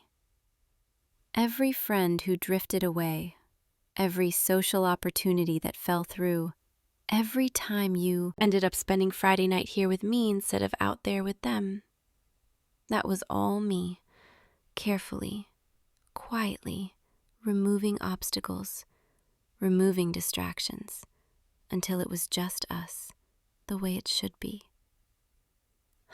And you never even noticed, did you? You just thought you were unlucky, or awkward, or that people didn't like you. But the truth is, I didn't let them like you. Because if they liked you, they might try to take you away from me. And I can't, I won't let that happen. You're trembling. I can feel it. Shh, it's okay. Everything's okay. I'm here. I've always been here, and I always will be. That's a promise. No matter what happens, no matter who tries to interfere, I'll be here, watching, protecting, making sure you're safe. Safe from the world and safe from yourself. Because sometimes you don't know what's best for you. Sometimes you need someone who loves you enough to make the hard decisions, to do what needs to be done, even if you don't understand it yet. Like tomorrow, you're going to tell that girl you can't be friends anymore. You're going to be polite, but firm. And you're going to make it clear that you're not interested. And I'll be watching to make sure you do it right, to make sure she understands and accepts and walks away. If she doesn't, well, let's just say I have ways of making people understand. I've done it before, and I'll do it again, as many times as necessary. Because you're worth it. You're worth everything. Every uncomfortable conversation, every threat I have to make, every line I have to cross, all of it is worth it if it means keeping you close, keeping you mine. Do you understand now? Do you see how much I love you? How far I'm willing to go for us? You're nodding. Good, that's good. I knew you'd understand, eventually. You're smart. You've always been smart. You just needed someone to show you the truth, to help you see clearly. And now that you do see, now that you understand, things can be so much easier, so much better. No more confusion, no more wondering, no more other people complicating things. Just you and me, the way it was always meant to be. Come here, closer. Let me hold you. I need to feel you close to me. There, that's perfect. Your head on my shoulder, my arms around you. This is where you belong, where you're safest. I can feel your heartbeat. It's still racing. Are you still scared? Or is it something else? Maybe a little bit of both? That's okay. I understand. This is new for you, understanding the depth of what we have. But you'll get used to it, I promise. And once you do, you'll see how much better this is. How much simpler. How much more right. No more worrying about what to say to people or how to act or whether someone likes you, because none of that matters anymore. The only person whose opinion matters, whose feelings matter, whose presence matters, is me. And I already love you more than you could ever comprehend. So there's nothing to worry about, nothing to fear. As long as you stay with me, as long as you're mine, everything will be perfect. I'm going to stay here tonight, right beside you. I need to make sure you're okay. that you're not thinking of doing anything foolish. Not that you would, but just in case, I'll be here, watching over you like I always do. And in the morning, we'll start fresh with our new understanding, our new arrangement, where you know exactly who you belong to, and I know exactly where you are, always. Doesn't that sound nice? No more uncertainty, no more confusion, just us, together, forever. You're getting sleepy, I can tell. Your breathing is slowing down. Your body is relaxing against mine. That's good. Let yourself rest. I'll keep you safe while you sleep, the way I always have. No bad dreams, no worries, nothing but peace, because I'm here, and I'll always be here, guarding you, protecting you, loving you in ways no one else ever could. You're mine. Remember that. When you wake up tomorrow, when you go about your day, when you see that girl in class, remember, you're mine. And nothing, no one, will ever change that. Sleep now, my love. Let everything else fade away. All that matters is this moment, you and me, together, the way it should be, the way it will be from now on. I love you more than anything, more than everything, and I'll prove it to you every single day by keeping you close, keeping you safe, keeping you mine, forever and always. Just us. Sweet dreams, my darling. I'll be right here, watching, waiting, making sure nothing disturbs you, nothing threatens what we have.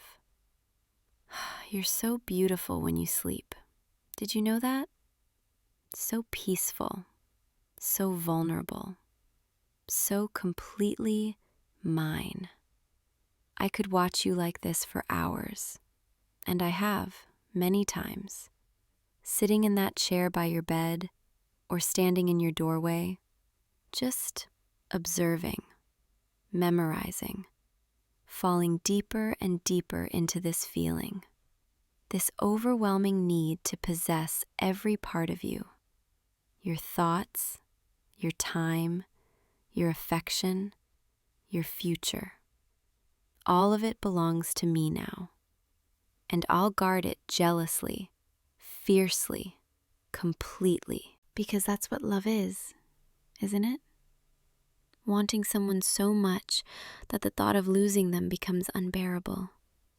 Doing whatever it takes to keep them, to hold them, to make sure they never leave. Some people might call it obsession, or possession, or something unhealthy. But they don't understand. They've never felt what I feel. This burning certainty that you and I are meant to be together. That fate brought you into my life and gave me the responsibility of keeping you. And I take that responsibility seriously. More seriously than anything else. It's become my purpose, my reason for existing. To make sure you're okay, that you're happy, that you're mine. And if that means keeping others away, isolating you, controlling who you see and what you do, then so be it. Because the alternative, losing you, watching you slip away into someone else's arms, that's not an option. That will never be an option. I'd burn the whole world down before I let that happen. But you won't make me do that, will you? You'll be good. You'll listen. You'll understand that this is for the best, for both of us. Because deep down, I think you feel it too. This pull between us, this connection that goes beyond normal sibling bonds. You've just been too afraid to admit it, too conditioned by society's rules to acknowledge it. But I'm not afraid. and I don't care about rules. All I care about is you, is us, is making sure we're never apart. Your breathing is so steady now, so calm. You've surrendered to sleep, to this moment, to me. And it feels right, doesn't it? Like everything is finally falling into place. Tomorrow will be different. I'll make sure of it. I'll walk you to class, sit with you at lunch, be there for every moment. No more chances for that girl, or anyone else, to steal your attention. You'll barely have time to think about anyone but me. And eventually, you'll forget there was ever a time when it was different, when you had other friends, other interests, other options. This will become your normal, your reality, your entire world. Me, and only me. I know that sounds intense, maybe even frightening, but once you accept it, once you stop fighting it, you'll see how peaceful it can be, how simple, how safe. No more decisions to make, no more worries about disappointing people or making the wrong choice. I'll decide everything. I'll handle everything. I'll be everything. Your girlfriend, your protector, your keeper, the only person you'll ever need. And you'll love me for it, eventually. You'll thank me for saving you from a world full of people who would hurt you, use you, leave you. I'll never leave you. I'll never hurt you.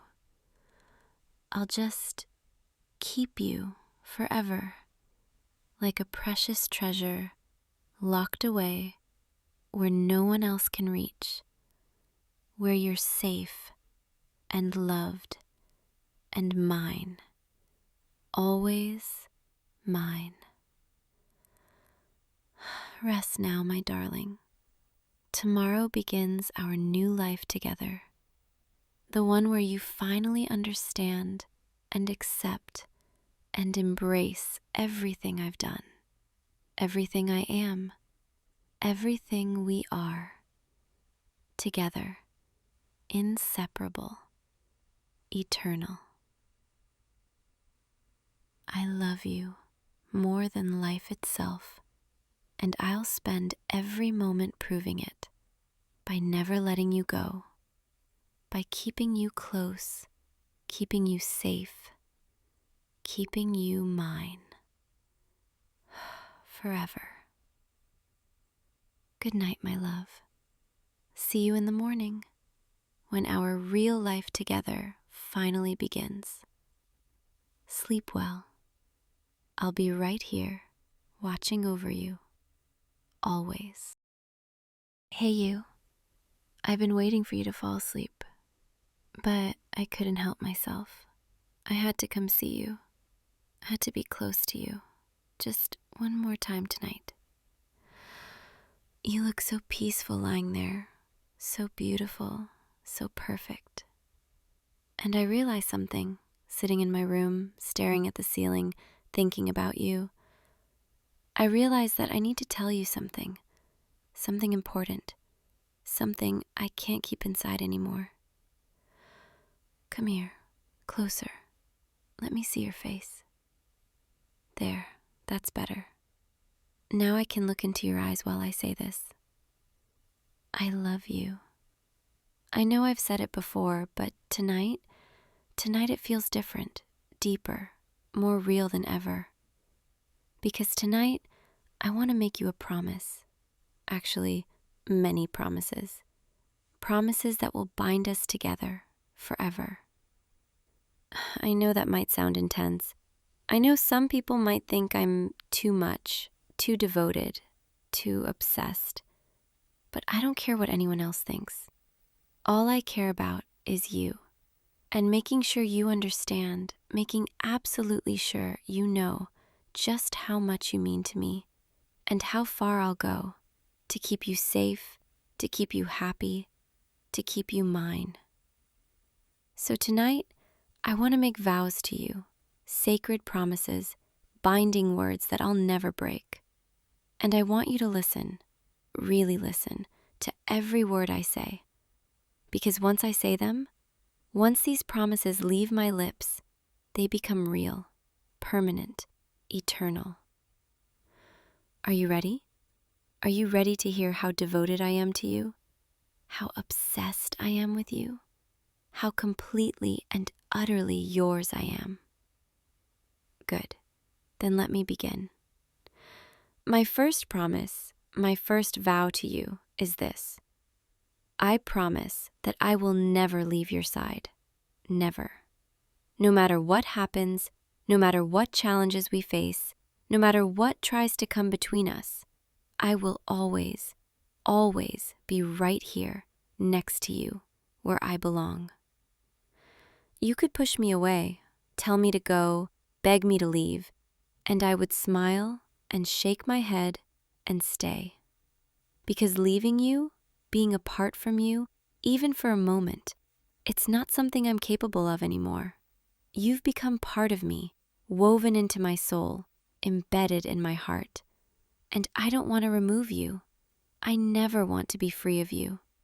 I want to carry you with me, in my thoughts, in my dreams, in every breath I take. So that's my first promise, my first vow. I will never leave your side. My second promise is that I will always protect you. Always. From anything, from anyone who tries to hurt you. If someone speaks badly of you, I'll defend you. If someone tries to harm you, I'll stand in their way. If someone tries to take you from me, I'll make sure they understand that you're not available. Not for them, not for anyone, because you're mine, and I protect what's mine. I know you're strong. I know you can take care of yourself. But let me do this. Let me be your shield, your guardian, your protector. Let me be the one who watches over you, who keeps you safe, who makes sure nothing bad ever touches you. I'll stay awake when you sleep, watching, listening, making sure you're okay.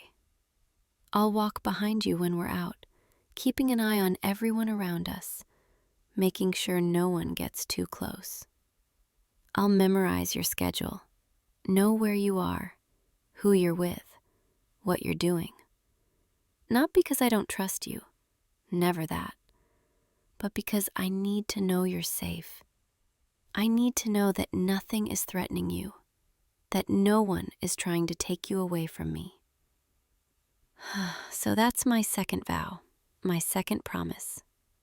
I will always protect you, no matter what. My third promise is that I will never let anyone else have you. You belong to me, and only me. Your smiles, they're mine. Your laughs, mine. Your time, your attention, your affection, all mine. I don't share well. I never have. And when it comes to you, I don't share at all. If I see someone else trying to get close to you, trying to make you laugh, trying to steal even a moment of your time, something inside me breaks.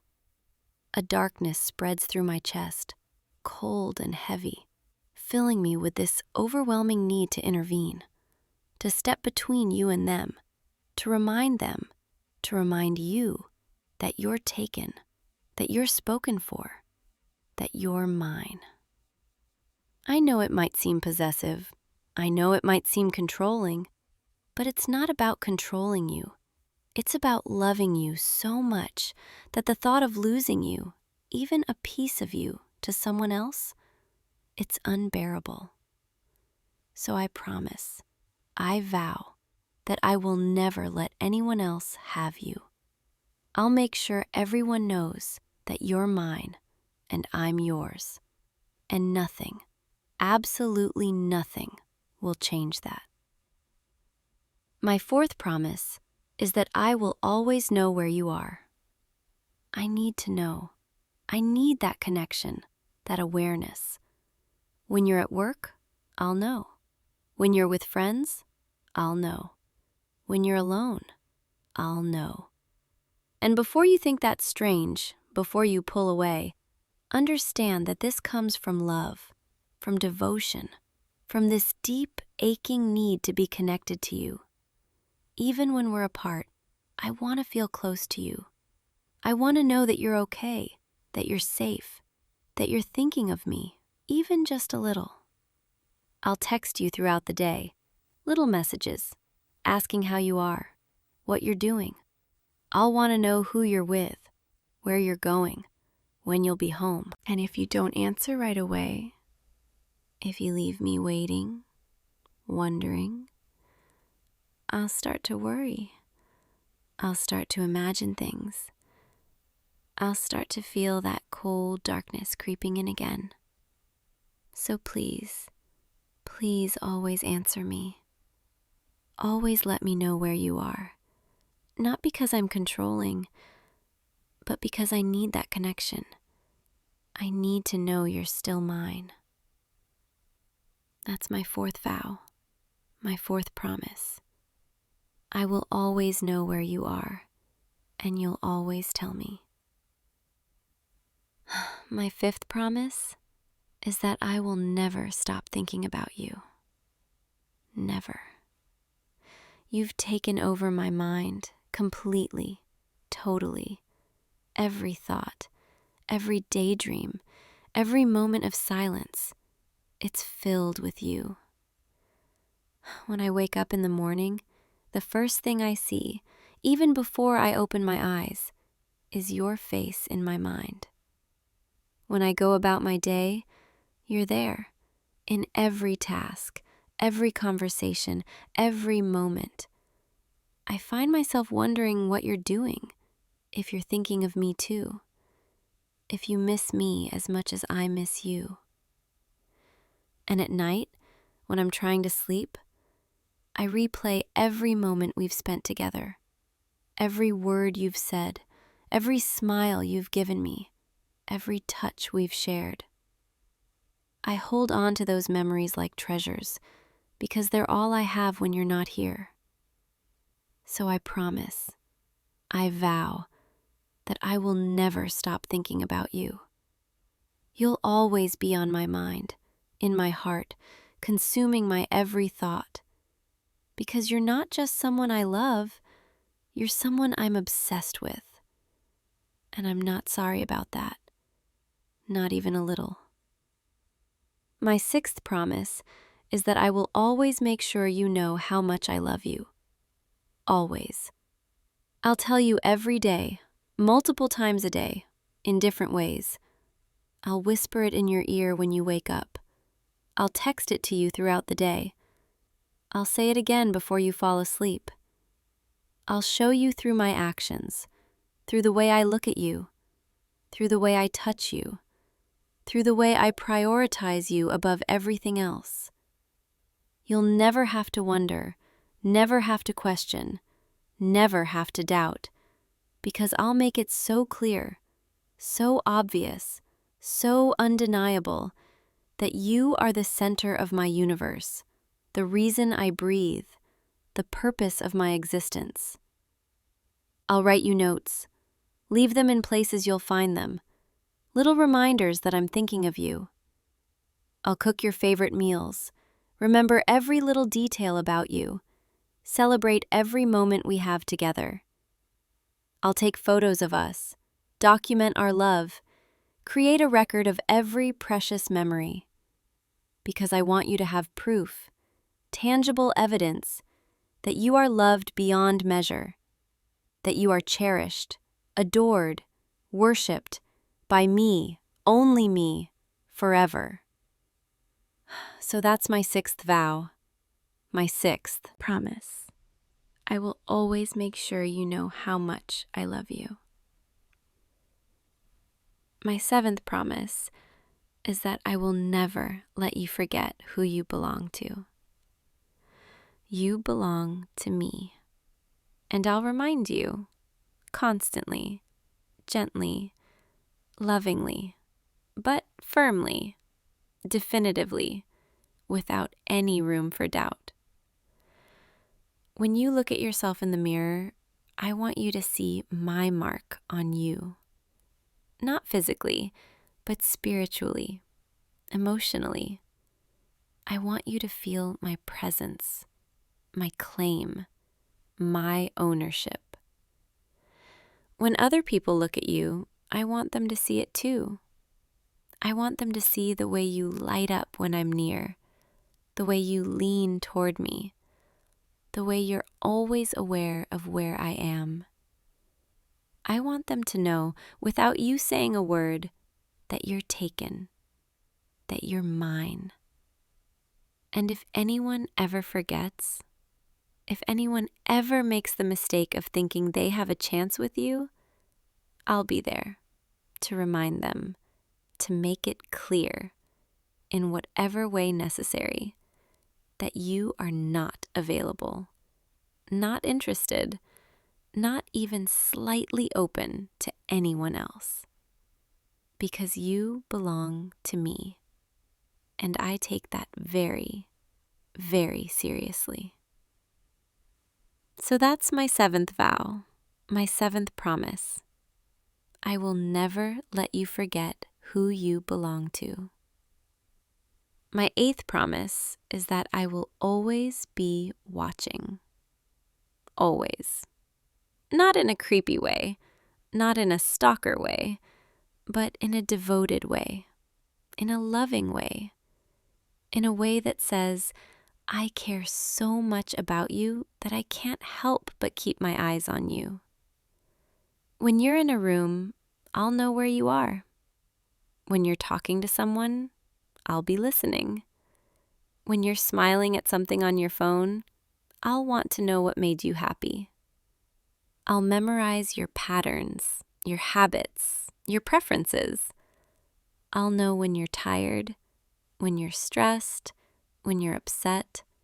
Even if you try to hide it, even if you put on a brave face, I'll see through it. Because I pay attention. I notice everything about you. And maybe that sounds intense. Maybe it sounds like too much. But it's how I show love. It's how I prove my devotion. By knowing you completely, intimately, better than anyone else ever could. So that's my 8th vow, my 8th promise. I will always be watching, always be aware, always be tuned into you. My 9th promise is that I will never forgive anyone who hurts you. Never. If someone makes you cry, I'll remember their name, their face, what they did, and I'll make sure they regret it. I don't forget. I don't let things go, especially when it comes to you. You're too precious, too important, too valuable to me. If someone betrays you, lies to you, breaks your trust, I'll be there to pick up the pieces, to comfort you, to remind you that you deserve better. And I'll make sure that person knows that they've made an enemy. Because hurting you is the same as hurting me. And I protect what's mine fiercely, relentlessly, without mercy. So anyone who thinks they can harm you and walk away unscathed, they're mistaken. I have a long memory, and I hold grudges, especially when it comes to protecting you. That's my 9th vow, my 9th promise. I will never forgive anyone who hurts you, and I'll make sure they face consequences. My 10th promise is that I will always choose you. Always. Over my friends, over my family, over my own needs. You come first, every single time. If I have to cancel plans to be with you, I will. If I have to miss an event to stay by your side, I will. If I have to sacrifice something I want to give you what you need, I will. Because you are my priority, my number one, my everything. Nothing else matters as much as you do. And I don't see that as a sacrifice. I see it as a privilege, the privilege of loving you, of being chosen by you, of being allowed into your life. So I'll always choose you, no matter what, no matter who, no matter when. You will always be my first choice, my only choice, my forever choice. That's my 10th vow, my 10th promise. I will always choose you above everything and everyone else. And now we come to the most important promises, the deepest vows, the binding whispers that will tie us together forever. These next promises, they're not just words, they're magic, they're power, they're eternal.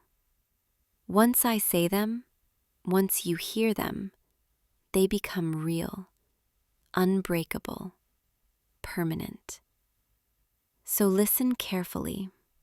Listen with your whole heart, because these words, they will change everything. My 11th promise is that I will never let you leave me. Never. If you try to walk away, I'll follow. If you try to end things, I'll refuse. If you try to push me out of your life, I'll find a way back in. Because losing you is not an option. It's not something I can accept. It's not something I will ever allow to happen. You're mine, and I'm yours. And that bond, it's not something that can be broken. Not by distance, not by time, not by anything. I know that might sound scary. I know it might sound like I'm trapping you, but I'm not. I'm just making sure you understand that this love, this devotion, this obsession, it's forever. So don't try to leave, because I'll never let you go. And honestly, deep down, I don't think you want to leave either. I think you love this, love me, love the way I make you feel so wanted, so needed, so completely and utterly mine. That's my 11th vow, my 11th promise. I will never let you leave me, ever. My 12th promise is that I will bind myself to you in every way possible. Our lives will become one, intertwined, inseparable. Your friends will become my friends. Your family will become my family. Your home will become my home.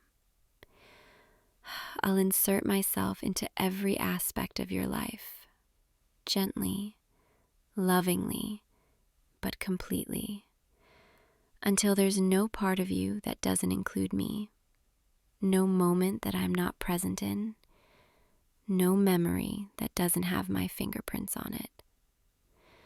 I'll make myself essential, irreplaceable, impossible to remove, like air, like water, like the beat of your heart. You won't be able to imagine life without me, because I'll make sure you never have to. I'll cook your meals, do your laundry, organize your space. I'll know your passwords, have keys to your home, access to your life, and you'll give me these things, willingly, happily, because you'll understand that this is love, this is devotion, This is what it means to truly belong to someone. That's my 12th vow, my 12th promise. I will bind myself to you in every way possible until we are one. My 13th promise is that I will remember everything. Everything. Every word you say to me, I'll store it in my memory.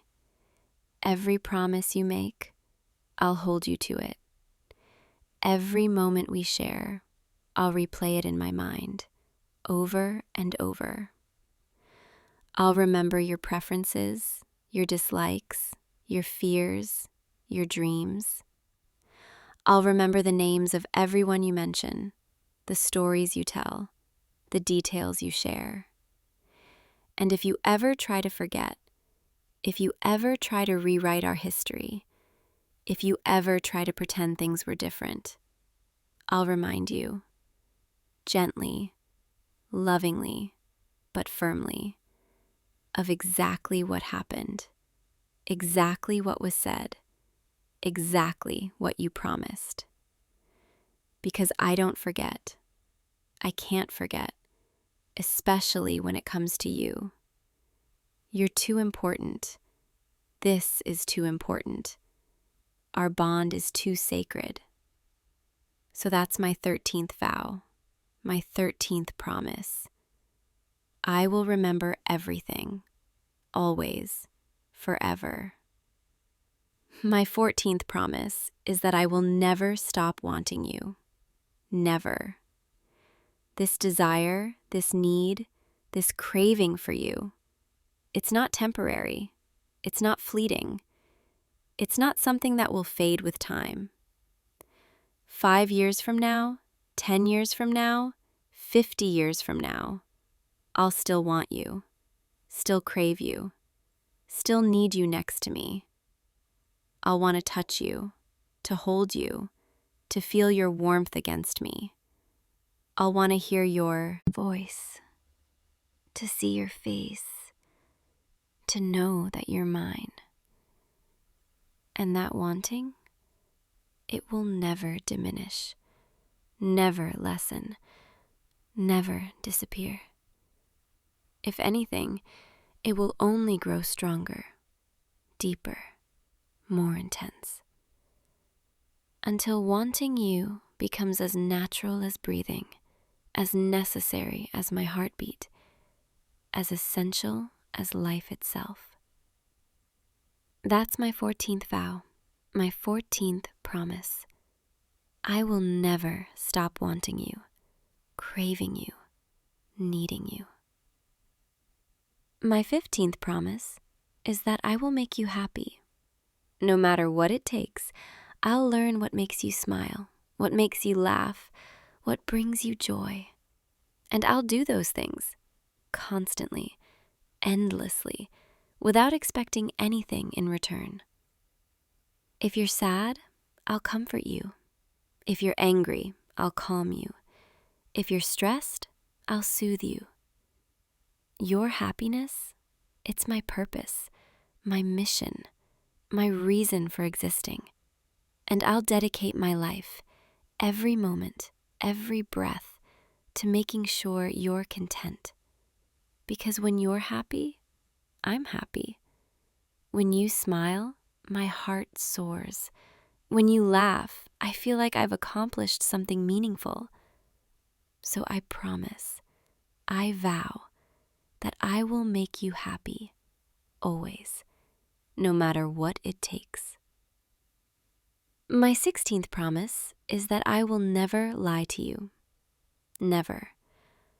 I'll always be honest, brutally honest, sometimes painfully honest, about how I feel, what I think, what I want. If I'm jealous, I'll tell you. If I'm scared, I'll admit it. If I'm angry, you'll know. I won't hide my emotions. I won't pretend to be something I'm not. I won't lie about the depth of my obsession. You'll always know exactly where you stand with me, exactly how I feel, exactly what I'm thinking. even if it's intense, even if it's overwhelming, even if it's too much. You deserve the truth, the whole truth, nothing but the truth. That's my 16th vow, my 16th promise. I will never lie to you about anything, ever. My 17th promise is that I will always come back to you, always. If we fight, I'll come back. If we need space, I'll come back. If you push me away, I'll come back. Because there's nowhere else I'd rather be, no one else I'd rather be with, nothing else that matters more.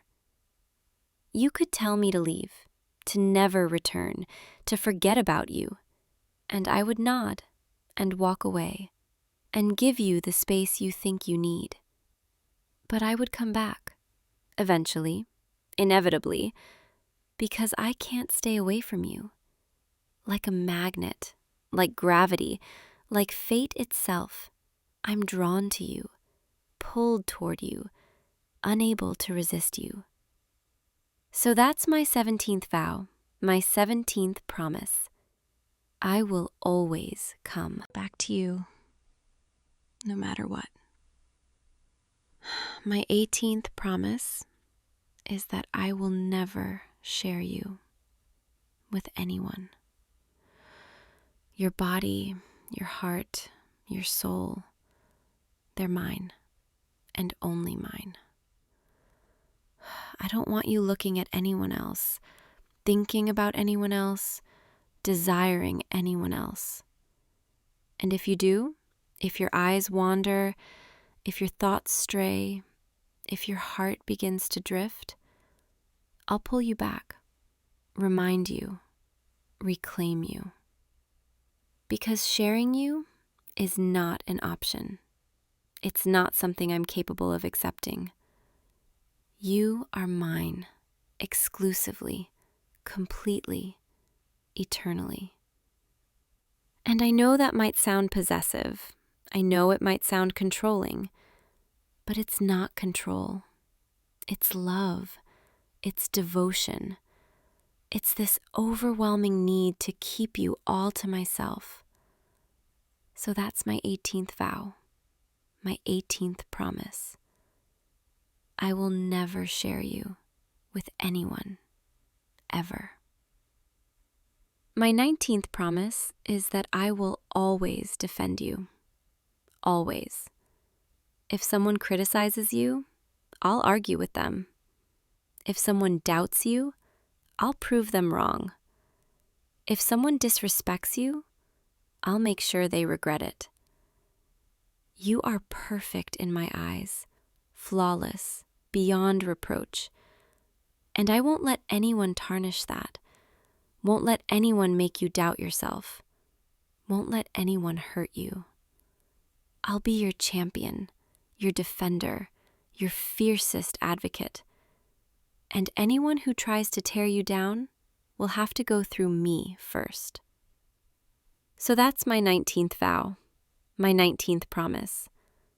I will always defend you against anyone, against anything. And now we come to the final promise, the ultimate vow, the binding whisper that seals everything.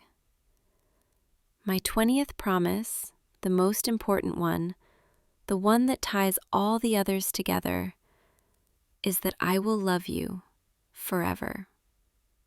Not just today, not just tomorrow, not just for a few years, but forever, eternally, beyond time, beyond death, beyond everything. This love, it's not temporary. It's not conditional. It's not something that can be destroyed. It's permanent, unbreakable, eternal. Even if you stop loving me, even if you try to push me away, even if you move on, I will still love you, still want you, still need you. Because you've become part of my soul, woven into my very being, embedded in my heart. And removing you would be like removing part of myself. Impossible, unthinkable, unbearable. So that's my final vow, my ultimate promise, my eternal binding whisper. I will love you forever, no matter what, no matter when, no matter how. And now that I've made all these promises, now that I've spoken all these vows, they're real, they're binding, they're permanent. You can't undo them. You can't erase them. You can't pretend you didn't hear them. These promises, they tie us together, now and forever. And I wouldn't have it any other way. So, how do you feel? Scared? Overwhelmed? Loved? Maybe all three. That's okay. That's natural. That's understandable. Because what I just told you, it's intense. It's overwhelming. It's a lot to take in. But I need you to understand. I need you to truly comprehend that every word I just said, I meant it. Every promise, every vow, every binding whisper, it's real. It's true. It's who I am. This is how I love, completely, obsessively, eternally. And you're the object of that love, the focus of that devotion, the center of that obsession. So accept it, embrace it, surrender to it, because fighting it, resisting it, denying it, it won't change anything. I'm yours, and you're mine, forever. Now, come here, closer. Let me hold you. Let me feel your warmth. Let me hear your heartbeat. Let me know you're real. That's it, just like that. Perfect. You fit so perfectly in my arms, like you were made to be here, like this is where you belong. And it is. This is exactly where you belong, right here, with me, forever. I can feel your heart racing. I can feel your breath quickening. I can feel your body trembling slightly. Are you nervous? Scared? Excited? Probably a mix of all three. And that's okay. That's normal. That's how you should feel. Because what we have, what we share, it's not ordinary. It's not normal. It's not like other relationships. It's deeper, more intense, more all-consuming. And I know that might be scary. I know it might be overwhelming. But it's also beautiful. It's also powerful. It's also exactly what you need. Someone who loves you this much, who wants you this much, who will never let you go. Deep down, isn't that what everyone wants? To be loved so completely, so obsessively, so eternally, that there's no doubt, no question, no uncertainty. That's what I'm giving you. That's what these promises mean. That's what these vows represent. Total, complete, unwavering, eternal devotion. And all you have to do is accept it. Accept me. Accept us. Can you do that? Can you surrender to this love, embrace this devotion, accept these promises? I can see it in your eyes. You want to. You're already halfway there. You're already mine. You just need to admit it. To yourself, to me, to the universe. So say it. Say you're mine. Say you accept these vows. Say you'll never leave. You don't have to say it out loud. I can see it in your face, in the way you're looking at me, in the way you're leaning into my touch. You're mine, completely, totally, eternally. And I'm yours in the same way, with the same intensity, with the same devotion. We belong to each other, now and forever. Nothing will ever change that. Nothing will ever break this bond. Nothing will ever come between us. Because I won't let it. I'll protect this, protect us, protect you with everything I have. Now, let's just stay like this for a while, holding each other, feeling each other, being together.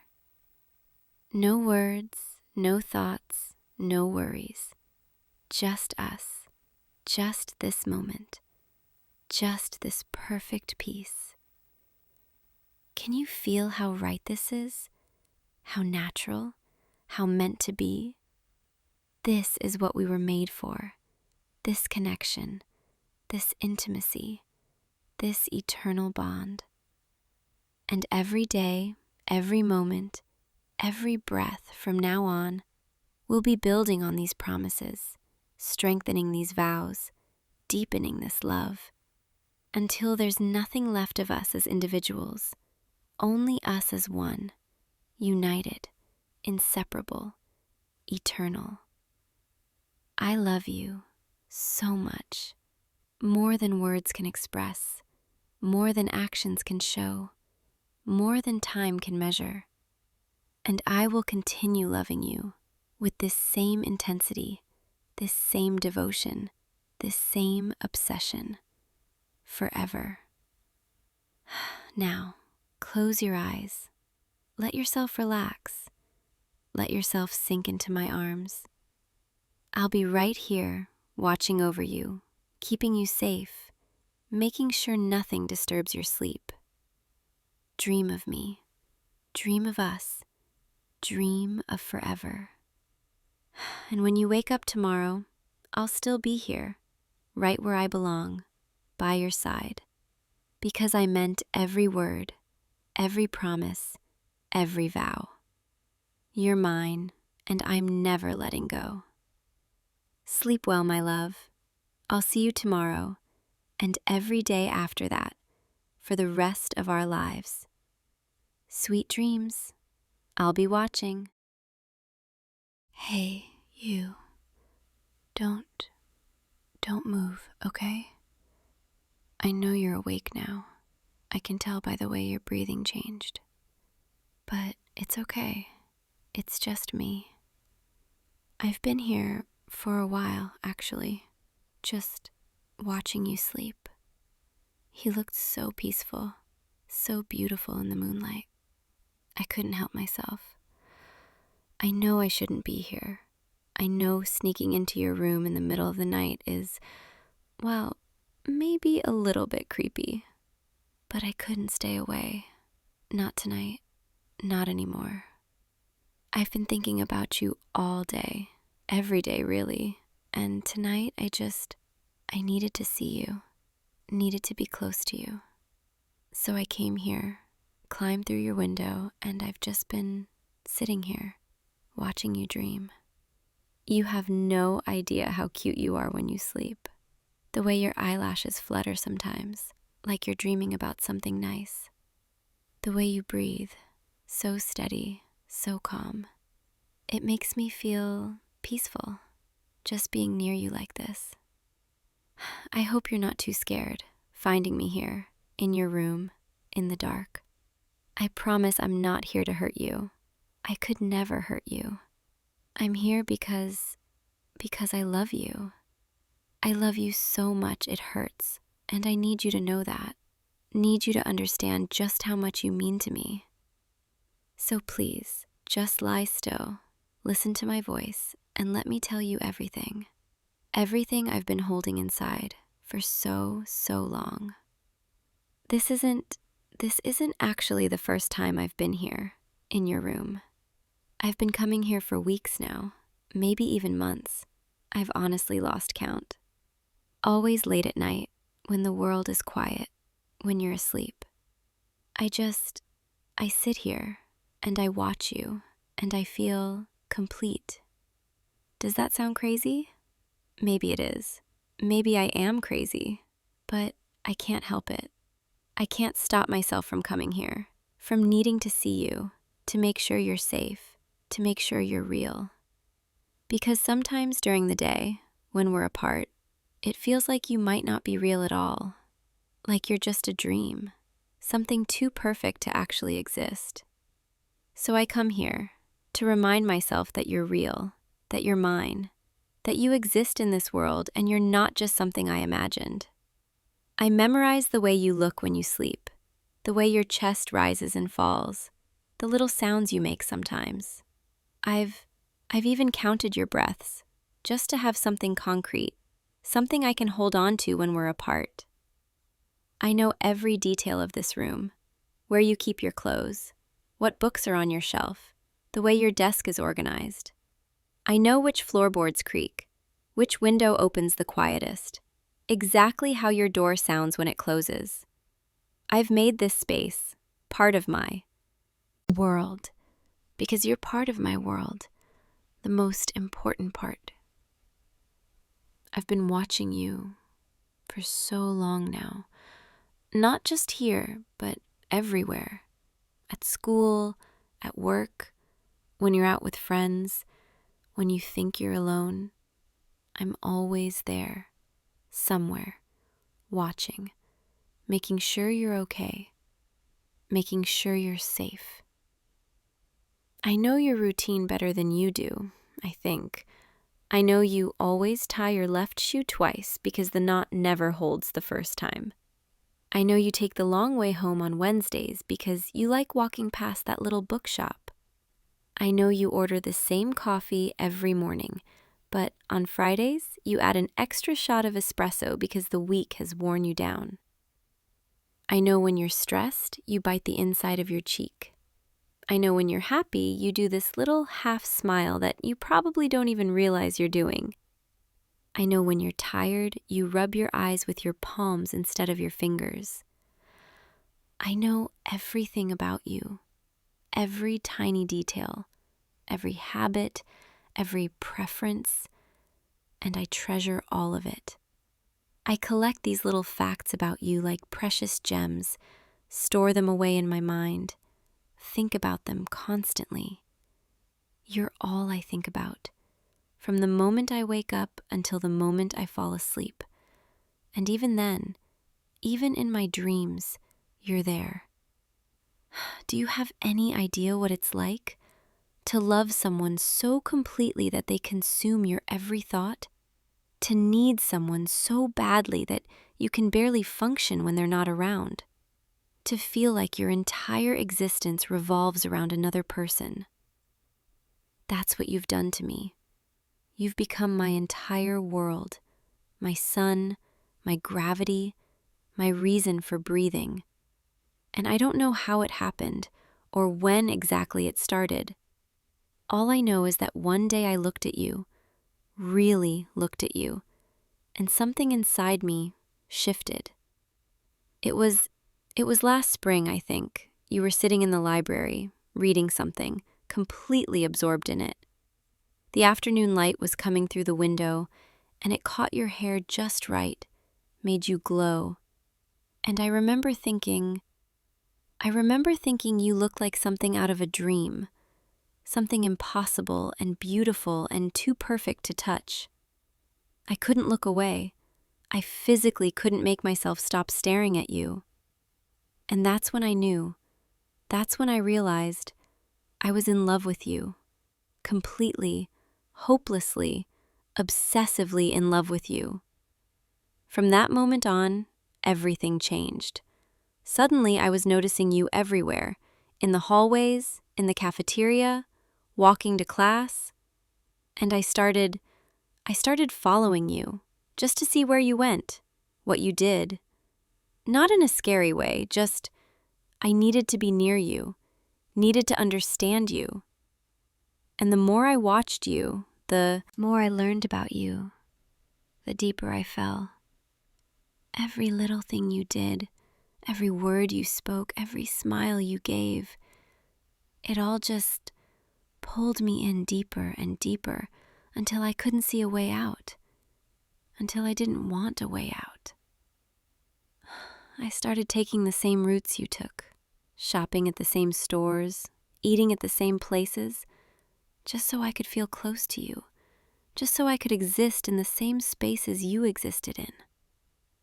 I learned your schedule, memorized it, planned my entire life around it. Because if I knew where you were going to be, I could make sure I was there too, even if you didn't notice me. And you didn't notice me. Not at first. I was just background noise, another face in the crowd. And that was okay, really. I didn't mind, because I got to watch you. I got to be near you, and that was enough. But then you started noticing me. You'd smile at me in the hallway, say hello, make small talk between classes.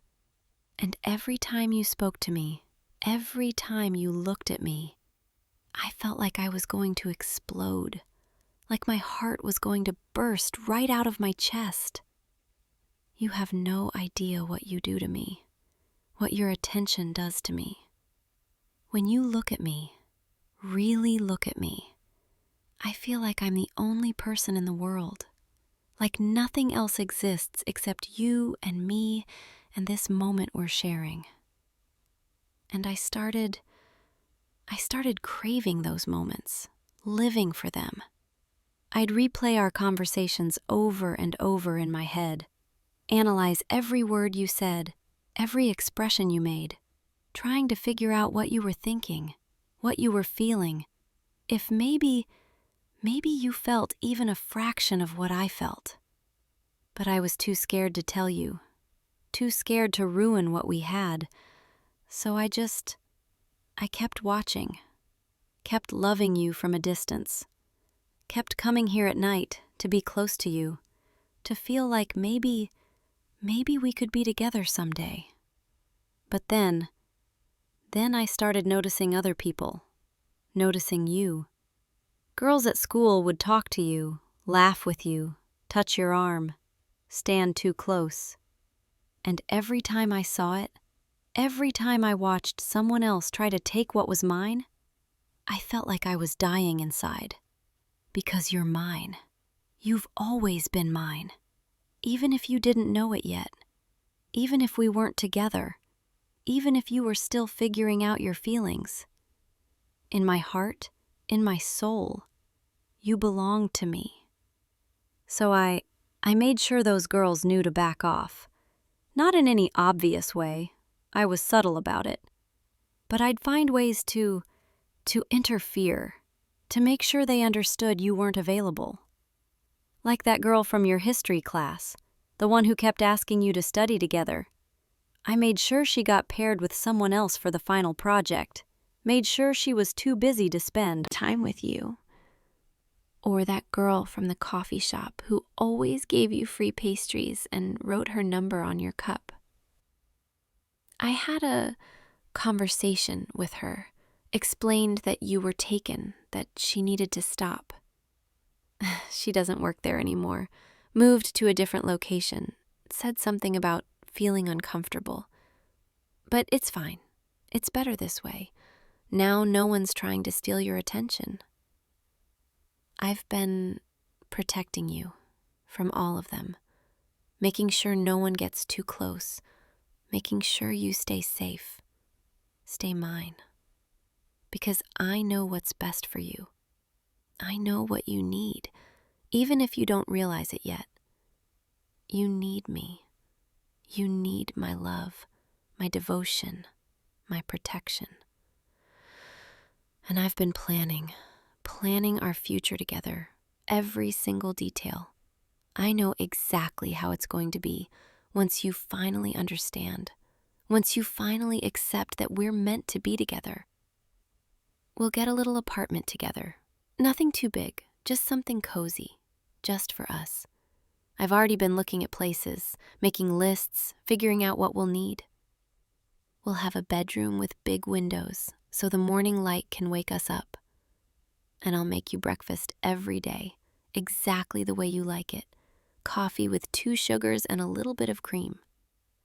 We'll have a cozy living room with a couch big enough for both of us, where we can spend our evenings watching movies or reading or just being together. I've thought about every detail, the color of the walls, the kind of furniture we'll have, even the plants I'll put on the windowsill. Everything will be perfect. Everything will be exactly right, because I've been planning it for so long. And you won't have to worry about anything. I'll take care of everything. I'll make sure you're always happy, always comfortable, always loved. You won't need anyone else. You won't want anyone else, because I'll be everything you need. I'll make sure of it. I'll be your girlfriend, your best friend, your entire world, just like you're mine. And we'll never be apart, not for a single moment, because I can't stand being away from you. Can't stand not knowing where you are or what you're doing. I've been thinking about this, imagining it, every single day. What it'll be like when we're finally together, when you're finally mine completely, when I don't have to sneak into your room at night just to see you, when I can wake up next to you every morning, when I can fall asleep in your arms every night. It's all I want, all I've ever wanted. Just you and me and nothing else. No distractions, no interruptions, no one trying to take you away from me. Just us, forever. I know this all sounds intense. I know. Maybe I'm coming on a little strong. Maybe I'm overwhelming you. But I need you to understand. I need you to see just how much you mean to me. Because you're everything. You're the reason I wake up in the morning. The reason I keep going when things get hard. You're my purpose, my meaning, my entire reason for existing. And I know maybe that's a lot of pressure to put on one person, but I can't help it. I can't help how I feel.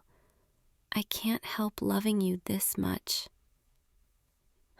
Do you remember that day last month when it was raining after school? You forgot your umbrella and you were just standing there under the overhang waiting for the rain to stop? I saw you. I was going to offer to share my umbrella with you, but then I got scared. Scared you'd reject me. Scared you'd think I was weird. So I walked past you, pretended I didn't see you. But I didn't go home. I couldn't. I stood around the corner, in the rain, getting completely soaked, just watching you, making sure you were okay. I watched you for almost 20 minutes, until the bus finally came and you got on safely. And then I walked home, dripping wet, shivering. But I didn't care, because I knew you were safe. I knew you made it home, and that's all that mattered. I've done things like that so many times. Watched over you from a distance, made sure you were okay, protected you without you even knowing. Like that time, that guy from the soccer team, he was bothering you in the hallway, making you uncomfortable. I saw the way you tensed up, the way you tried to get away from him, but he kept following you. And I couldn't just stand there and watch. So I had a conversation with him, made it very clear that he needed to leave you alone. I told him if I ever saw him near you again, if I ever saw him make you uncomfortable again, he'd regret it. He backed off, never bothered you again. I made sure of it. Because no one gets to make you feel unsafe. No one gets to upset you. Not while I'm around. Not while I'm watching. And then there was that time you were sick. You missed 3 days of school. I was so worried. I could barely function. I kept thinking about you alone at home, maybe not taking care of yourself properly. So I made sure you had everything you needed. You probably thought it was a coincidence that someone left notes from all your classes in your locker. That was me. I copied everything for you, made sure you wouldn't fall behind. I even tried to make my handwriting look different so you wouldn't recognize it. Though, honestly, my handwriting is pretty messy anyway, so maybe you couldn't tell regardless. But I wanted to help.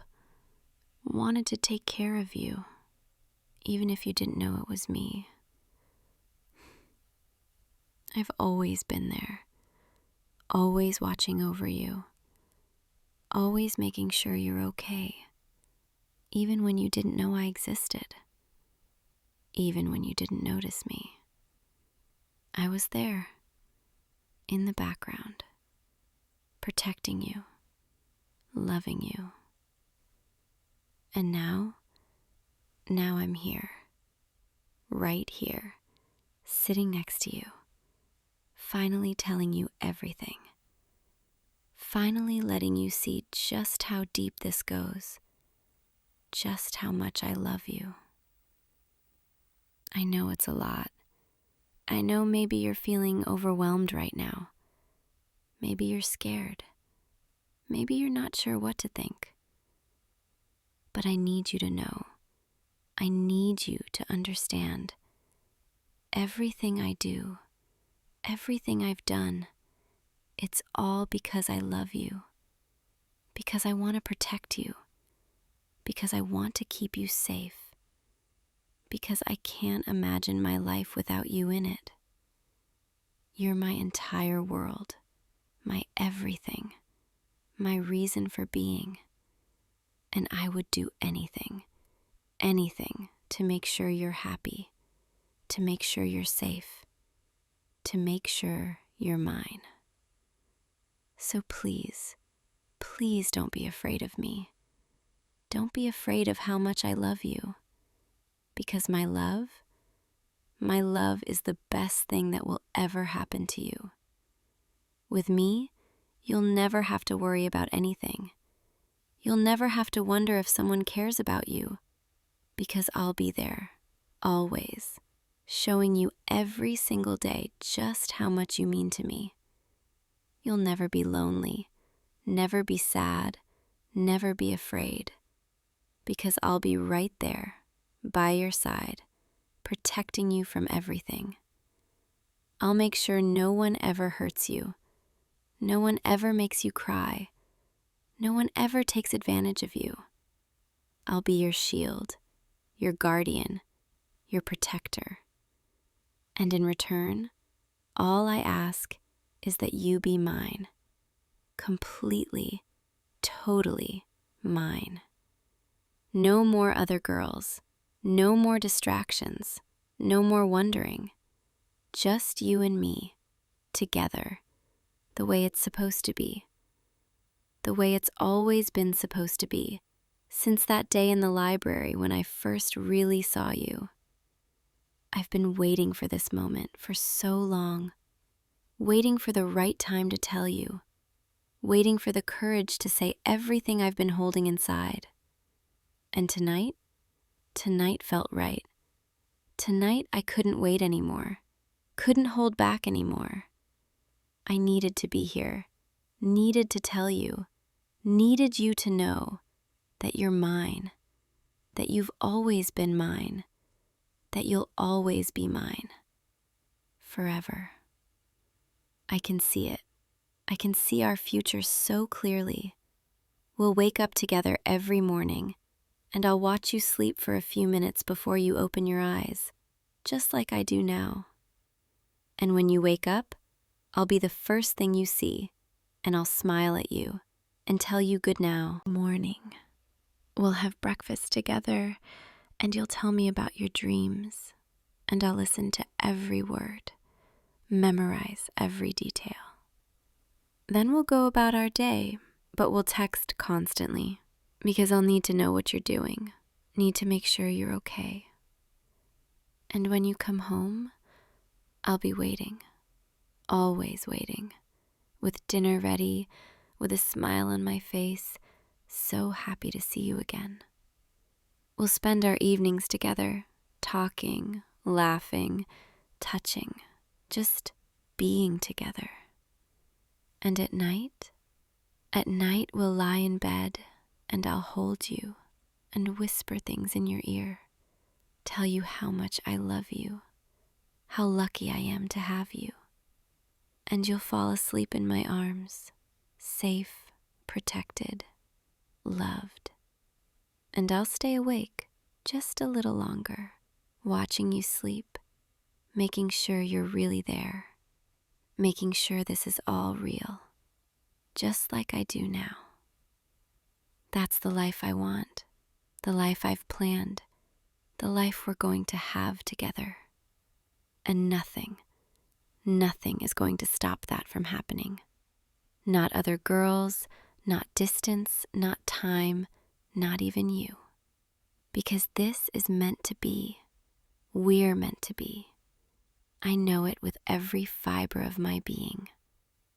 And I know, maybe right now, you're not entirely sure.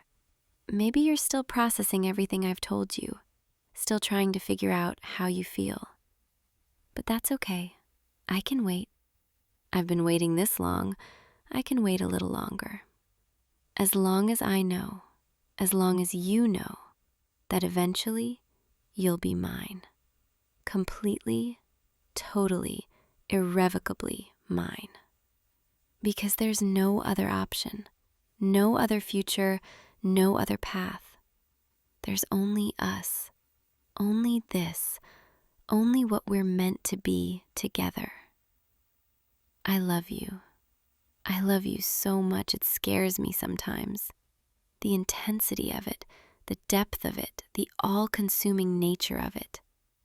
But I wouldn't change it, wouldn't want to feel anything less, because this is real love, true love, the kind of love that people write stories about, the kind of love that lasts forever, that survives everything, that conquers all. And you're the one I feel this for. You're the one who's inspired this level of devotion. So thank you. Thank you for existing. Thank you for being you. Thank you for becoming my entire world.